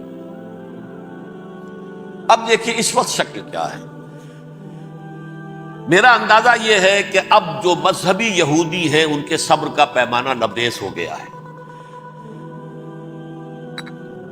اور اب ایک مڈ وے آدمی اس وقت وہاں پر آ گیا ہے، ٹوپی والا۔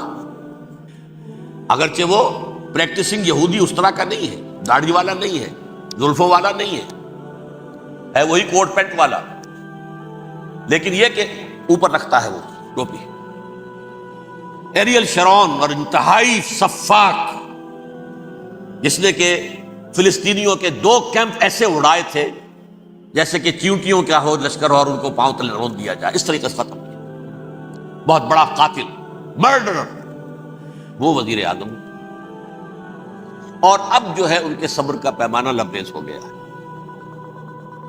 اب ان کا فیصلہ یہ ہے کہ انہیں 3 بڑے بڑے قدم اٹھانے۔ نمبر 1، فلسطینیوں کا خاتمہ، ایتھنک کلینزنگ۔ اگر یہ فلسطینی رہتے ہیں یہاں پر تو اگر 10 ہم ان کے ماریں گے تو 2-3 یہ ہمارے مار دیں گے۔ اسرائیلی کی جان تو بہت قیمتی ہے، یہ تو خیر 1000 بھی مر جائے تو کوئی بات نہیں، یہ تو کیڑے مکوڑے ہیں، جنٹائلز ہیں، گوئمز ہیں، یہودی وہ مر جائے، لہذا ان کا ٹنٹا مکاؤ، اب ان کو ختم کرو۔ وہ اشتہار شاید آپ کے نظروں سے گزرا ہوگا جس میں میں نے یہ الفاظ لکھے ہیں کہ بوسنیا کی ایتھنک کلینزنگ جو ہے ماند پڑ جائے گی، اور جو کچھ ایتھنک کلینزنگ ہوئی تھی 500 برس قبل ہسپانیہ میں، اس کا نقشہ آپ دیکھیں گے دنیا۔ اس وقت کیا ہوا تھا؟ عربوں کو، مسلمانوں کو یا جلا دو، قتل کر دو، یا جہازوں میں ان کو ڈمپ کر ہوئے اور لے جا کر شمالی افریقہ کے ساحل کے اوپر اتار دو اور ڈمپ کر دو۔ ایک بچہ بھی نہیں رہنے دیا تھا ہسپانیہ میں۔ 1492 میں سقوط غرناطہ ہوا ہے، اور اس کے بعد 10 سال کے اندر اندر ایک ایک بچہ مسلمانوں کا ختم کرتا۔ یہ ہے فیصلہ ان کا۔ اب بہت بڑا قدم وہ اٹھانے پر مجبور۔ کب تک آپ رہیں گے؟ ہمارے لوگ مارتے ہیں، 16 نوجوان ہمارے مار دیے، لیکن آج گھر تھا اس میں ایک چلا گیا فلسطینی، بم اپنے جسم سے باندھ کر وہاں اڑا دیا، خود بھی اڑ گیا، 16 ان کے نوجوان اڑ گئے۔ لہذا یہ چیز ان کے لیے ناقابل برداشت ہے، ان کے صبر کا پیمانہ اب لبریز ہوگا۔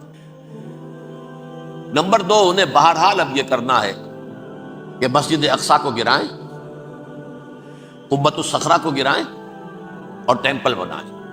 یہ انتفاضہ جو اب شروع ہوا 1 سال پہلے سے، یہ شیرون نے دورہ کیا تھا، مسجد اقصی میں گیا تھا، اور اس نے 3rd ٹیمپل کی تعمیر کے لیے ایک پتھر جو ہے، بنیاد کا پتھر رکھنے کا ارادہ ظاہر کیا، جس پر فلسطینی نوجوان اٹھے، وہ اینٹیں لے کر، روڑے لے کر، اور اس وقت سے یہ سلسلہ چل رہا ہے۔ کتنے مارے جا چکے ہیں فلسطینی، لیکن کچھ نہ کچھ یہودی بھی مرے، اسرائیلی بھی مرے، اور جیسا کہ میں نے عرض کیا اب ان کے صبر کا پیمانہ لبریز ہو۔ انف از انف۔ اب ہم اس معاملے کو ایک دفعہ جو ہے فائنلی ختم کر اور اب بنائیں گے۔ لہذا اب جو ہے کئی ٹن وزن کے وہ جو پتھر تیار ہو کر آ کے رکھ دیے گئے ہیں کہ یہاں یہ بنیاد پڑنی ہے، اس کے اندر یہ پتھر لگے۔ بلکہ ایک لطیفہ بھی مجھے یاد آیا ہے، یہ کوئی 30 سال پرانی بات ہے۔ اس قبۃ الصخرہ کی مرمت ہوئی تھی، تو اس کے اوپر جو یہ سونے کی پتری چڑھی ہوئی ہے، یہ شاہ حسین اردن والے جو ہے، ظاہر بات ہے تھا بھی انہی کے تسلط میں، یہ انہی کی تولیت میں تھا سن 67 سے پہلے، اس زمانے کی بات میں کر رہا ہوں۔ تو انہوں نے پتہ نہیں 30 من تھا یا 30 ٹن تھا سونا جو ڈونیٹ کیا تھا اس کے اوپر یہ پتری چڑھانے کے لیے، جو بہت بڑا گنبد نظر آتا ہے پورے کے پورے ماحول کے اوپر چھایا ہوا۔ اس وقت یہودی اخباروں نے لکھا تھا بہت اچھا ہے، یہ سونا ہمارے کام آئے گا جب ہم اپنا ہیکل تعمیر کریں گے۔ کہاں جائے گا سونا؟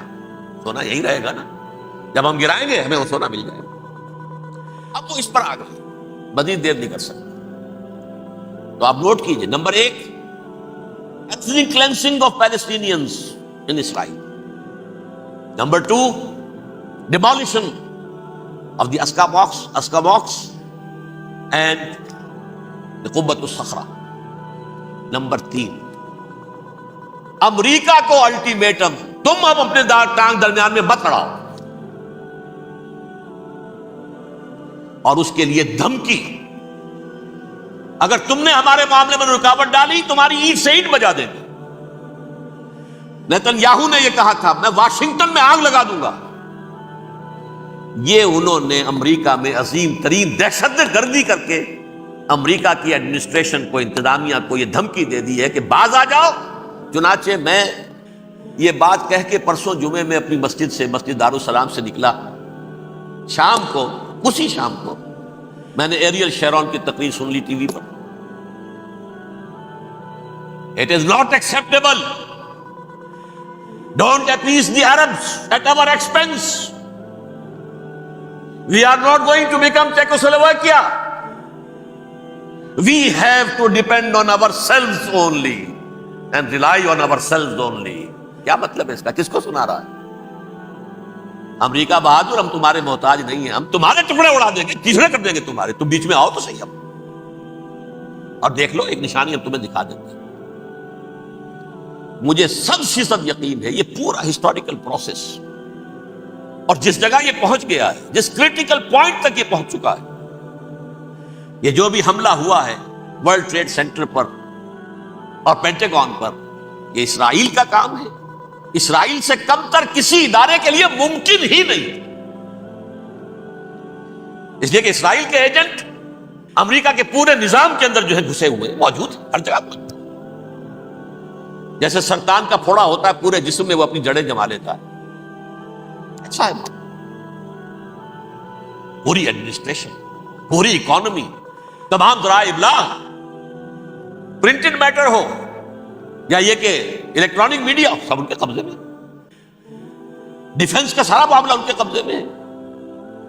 کوئی اور طاقت یہ کر ہی نہیں سکتی۔ امریکہ، اس کے سیکیورٹی کے معاملات تہ در تہ، دائرہ اندر دائرہ، اس دائرے تک 100 میل تک کوئی جہاز آ جائے گا اگر کہیں جو کہ ان آئیڈینٹیفائی ہو تو یہ ہو جائے گا، اس سے آگے آگے تو یہ ہو جائے گا، اس سے آگے، اور وہ آ رہا ہے، چلا آ رہا ہے، پینٹاگون پر آ گیا ہے، اور 1 گھنٹے بعد آیا ہے۔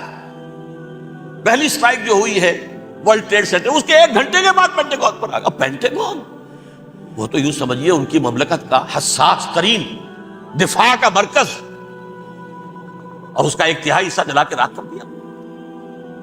انہوں نے یہ دھمکی دی ہے، لیکن اس سے ان کے پیش نظر مقاصد کیا تھے؟ 3۔ اس دہشت گردی کے 3 مقاصد۔ فوراً اس کا رخ موڑ دینا اسامہ اور اس کی القاعدہ کی طرف۔ امریکہ غصے میں لائل بھبوکا ہو کر فوراً اقدام کرے، اور ایک طرف تو اسامہ اور ان کے ساتھ طالبان کا ٹنٹا مقابلہ، اور دوسری طرف چونکہ پاکستان الائی ہے اور پاکستان کے عوام جو ہیں وہ طالبان کے ہمدرد ہیں، وہ اگر اٹھے تو ان کا بھی بیڑا کرتے، ایک تیر سے 2 شکار تو ادھر ہو جائیں، جو مستقبل میں انہیں خطرہ ہے۔ 1967 کی جنگ کے بعد جبکہ انہوں نے فتح کا جشن منایا تھا یہودیوں نے، تو انہوں نے پیرس میں جو ایک جشن منایا ہے، وہاں بن گوریون کی تقریر یہ تھی، ہمیں کسی عرب ملک سے کوئی خطرہ نہیں، کوئی اندیشہ نہیں، ہمیں اندیشہ اگر ہے تو صرف پاکستان سے۔ یہ ہے وہ بات جو میں نے کہی تھی۔ نکتہ کیا ہے؟ یہ سائملٹینیسلی کیوں وجود میں آئے ہیں یہ 2 ملک؟ مشیت ایس ڈی میں پاکستان کا رول یہ ہے. حدیث میں آتا ہے ما انزل اللہ من دائن الا انزل له دواء، اللہ نے کوئی بیماری ایسی نہیں اتاری اس کا کہ توڑ اور دوا پیدا نہ کیے. اسرائیل کا توڑ پہلے پیدا کی. جیسے بچے کی ولادت بعد میں ہوتی ہے، ماں کی چھاتیوں میں دودھ پہلے پیدا ہو جاتا. یہ اللہ کی فطرت ہے، اللہ کا طریقہ. خطرہ انہیں ہے تو ہم سے ہے، اگر کوئی خطر مجھ کو تو اس امت سے. اس کی خاکستر میں ہے اب تک شرار آرزو. یہاں کے عوام، حکومت تو ٹھیک ہے ہماری جیب میں آ گئی، عوام کے اندر ہے، یہ بھڑک سکتی ہے چنگاری. یہی وجہ ہے بار بار ان کا کہ ہم زیادہ دباؤ نہیں ڈالنا چاہتے پاکستان پر. ہمارا بہت بڑا الہی ہے، ہم بہت پیسے بھی دے دیں گے، یہ بھی کر دیں گے، وہ بھی کر دیں گے، لیکن ہم زیادہ دباؤ نہیں ڈالنا چاہتے. ڈی اسٹیبلائز نہ ہو جائے، یہاں کے عوام کہیں کھڑے نہ ہو جائے. لہٰذا حملہ یہاں سے نہیں، وہ ازبکستان سے کرانے کی باتیں ہو رہی.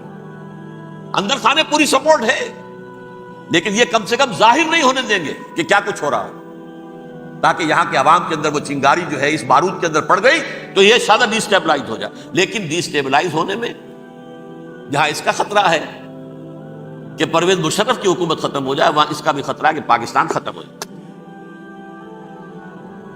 ڈی اسٹیبلائز ہونے کا مطلب کیا ہے؟ بھارت کو واک اوور دے سکتے، جاؤ اب گھس جاؤ، تم پولیس ایکشن کرو، یہاں اب امن نہیں رہا ہے، ہم امن قائم کرنے آ گئے. یا یونائٹڈ نیشنز کی فوجی KFOR آ جائے یہاں پر امن قائم کرنے کے لیے، اور ہماری جو ایٹمی صلاحیت ہے وہ تو ویسے ہی برباد ہو. ایک چیز تو ان کے پیش نظر یہ تھی، اس میں تو اللہ تعالیٰ نے کچھ تھوڑی سی عافیت پیدا کر دی. ان کا خیال تھا کہ غصے میں آگ بھبوکا ہو کر امریکہ جو ہے بھوکے شیر کی طرح ٹوٹ پڑے گا بس. لیکن وہاں وہ اپنے باپ کی طرح کولیشن بنانے کی فکر ہو گئی اسے. کولیشن بنتے بنتے تو وقت لگتا ہے، بستی بسنا کھیل نہیں، بستے بستے بستی ہے. دل کا اجڑنا سہل صحیح، بسنا سہل نہیں ظالم، بستی بسنا کھیل نہیں، بستے بستے بستی. کولیشن بناتے بناتے نیٹو بھی پھدکنے لگا تھا کہ ہمارے پاس انہوں نے کچھ ثبوت دیے ہی نہیں ابھی تک. کوئی کسی نے کچھ اور کہا، سعودی عرب نے بھی کہہ دیا ہمارے اڈوں سے آپ جہاز اڑا کر حملہ نہیں کریں گے، وغیرہ وغیرہ. اس چکر میں ایک تو وقت نکل گیا، اور دوسرے فوراً ہی ان پر آیا ہو گیا یہ تو ہمارے ساتھ کیا ہی اسرائیل نے ہے.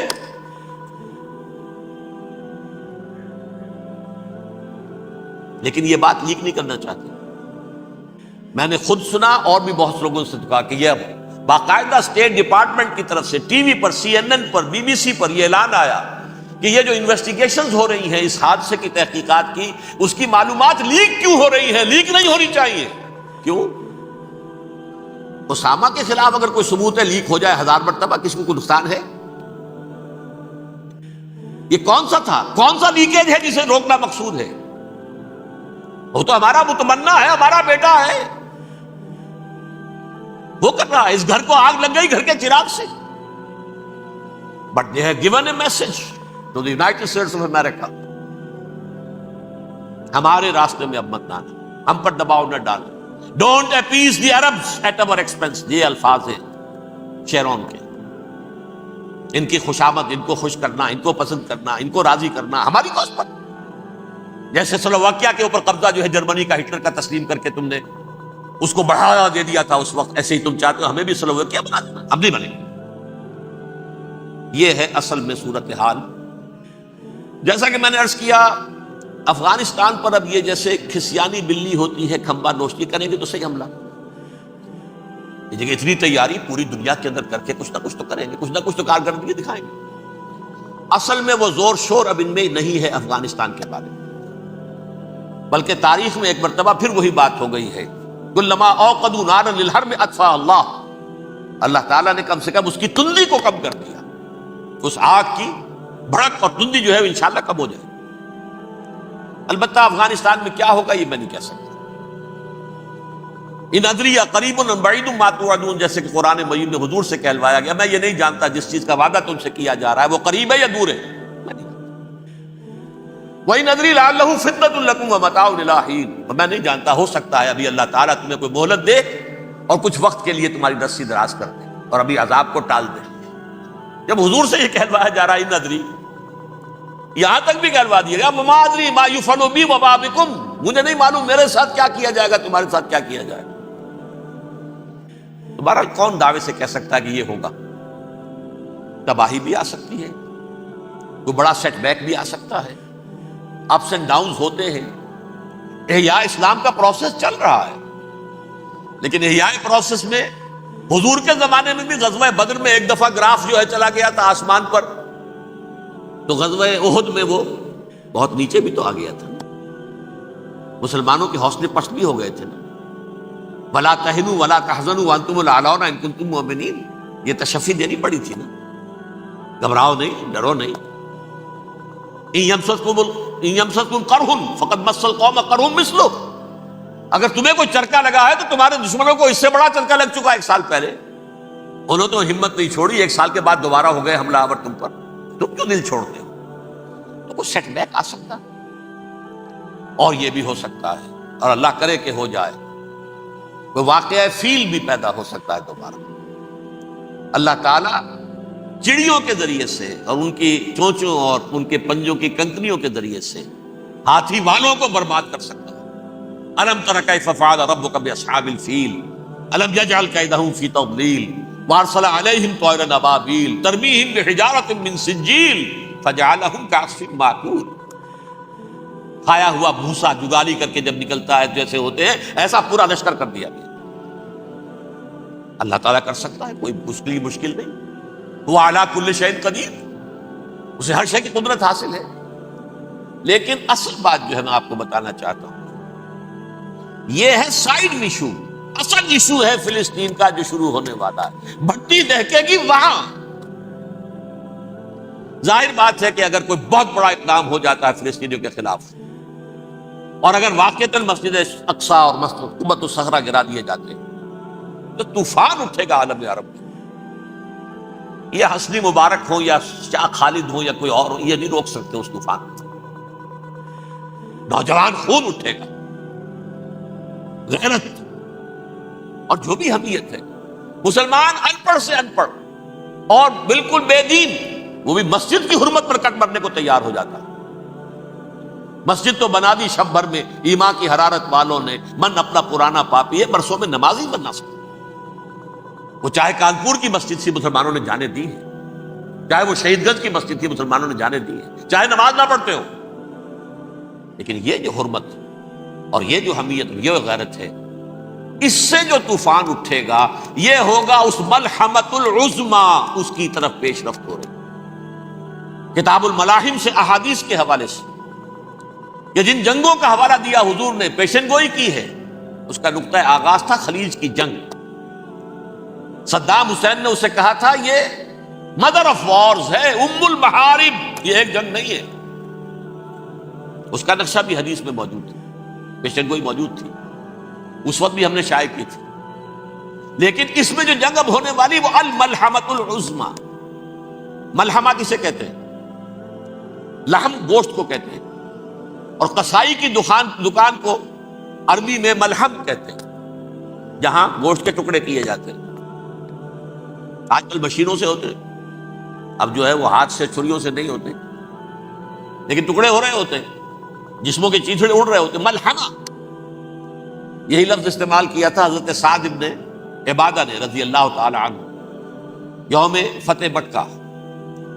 ان کے دل میں تھا کہ اب ہم انتقام لیں گے ان عربوں سے، ان قریش سے۔ الیوم یوم الملحمہ، الیوم یوم الملحمہ، یہ کہتے ہوئے جا رہے تھے۔ ایک خاص کیفیت، آج ہے گوشت کے ٹکڑے اڑانے کا دن۔ حضور سے کہا کسی نے جا کر کے ساتھ تو یہ کہہ رہے ہیں الیوم یوم الملحمہ، الیوم یوم الملحمہ۔ حضور نے فرمایا نہیں، ان سے کہو جا کر الیوم یوم المرحمہ، الیوم یوم المرحمہ، آج رحمت کا دن ہے، آج تو میں ان سب کو معاف کروں گا۔ لا تثریب علیکم اليوم، میں تم سے وہی بات کہہ رہا ہوں جو میرے بھائی یوسف نے کہی تھی اپنے بھائیوں سے، اذهبوا فانتم الطلقاء، جاؤ تم سب کے سب آزاد۔ وہ ملحمہ ہے جس کو کہ حضور نے حضرت معاذ بن جبل رضی اللہ تعالیٰ عنہ سے روایت ہے، اس میں سے جو ابو داؤد میں روایت آئی ہے، اس میں الملحمۃ العظمیٰ، عظمیٰ مؤنث ہے اعظم کا۔ آپ کہتے ہیں جنگ عظیم اول، جنگ عظیم دوم، عظیم کا باپ ہو گیا اعظم، سب سے بڑا، اور اس کا مؤنث ہے سب سے بڑی، عظمیٰ۔ الملحمۃ العظمیٰ، سب سے بڑی لڑائی۔ میرے نزدیک یہ وار کے معنی میں نہیں ہے، بیٹل کے معنی میں۔ انگریزی میں یہ دو لفظ علیحدہ ہیں، وار، بیٹل۔ وار سالوں کو محیط ہوتی ہے، بیٹل کسی ایک خاص جگہ پر جو لڑائی ہوتی ہے اس کو کہتے ہیں۔ حضور کے اور قریش کے درمیان 6 سالہ وار تھی، جنگ تھی، لیکن battles, battle of Uhud, battle of Badr, یہ بیٹلز تھی، لڑائیاں تھی۔ تو عظیم ترین جنگ شاید اس اعتبار سے نہ ہو جیسے کہ ورلڈ وار 1 اور ورلڈ وار 2، یعنی اس کی وسعت کا اتنا معاملہ نہیں اور طوالت کا نہیں، لیکن جو لڑائی جو ہے بیٹل ہونی ہے، جس کو کہ یہ لوگ، یا چونکہ میں نے کہا تھا شروع میں کہ سرما ہے میری آنکھ کا خاک حجاز و ہول قدس، نیو ٹیسٹمنٹ کی آخری کتاب ہے the book of Revelation, Revelation of Saint John, اس میں آرمگڈون کہا گیا ہے اسے۔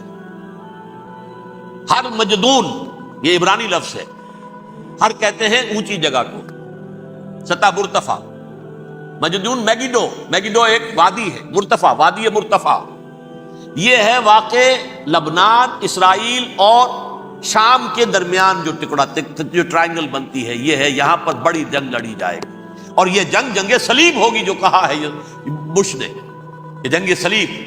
سیکنڈ ملینیم شروع ہوئی تھی تو پہلی صلیبی جنگ ہوئی تھی، تھرڈ ملینیم شروع ہوا ہے، یہ سیکنڈ صلیبی جنگ ہے، یہ کروسیڈ ہے۔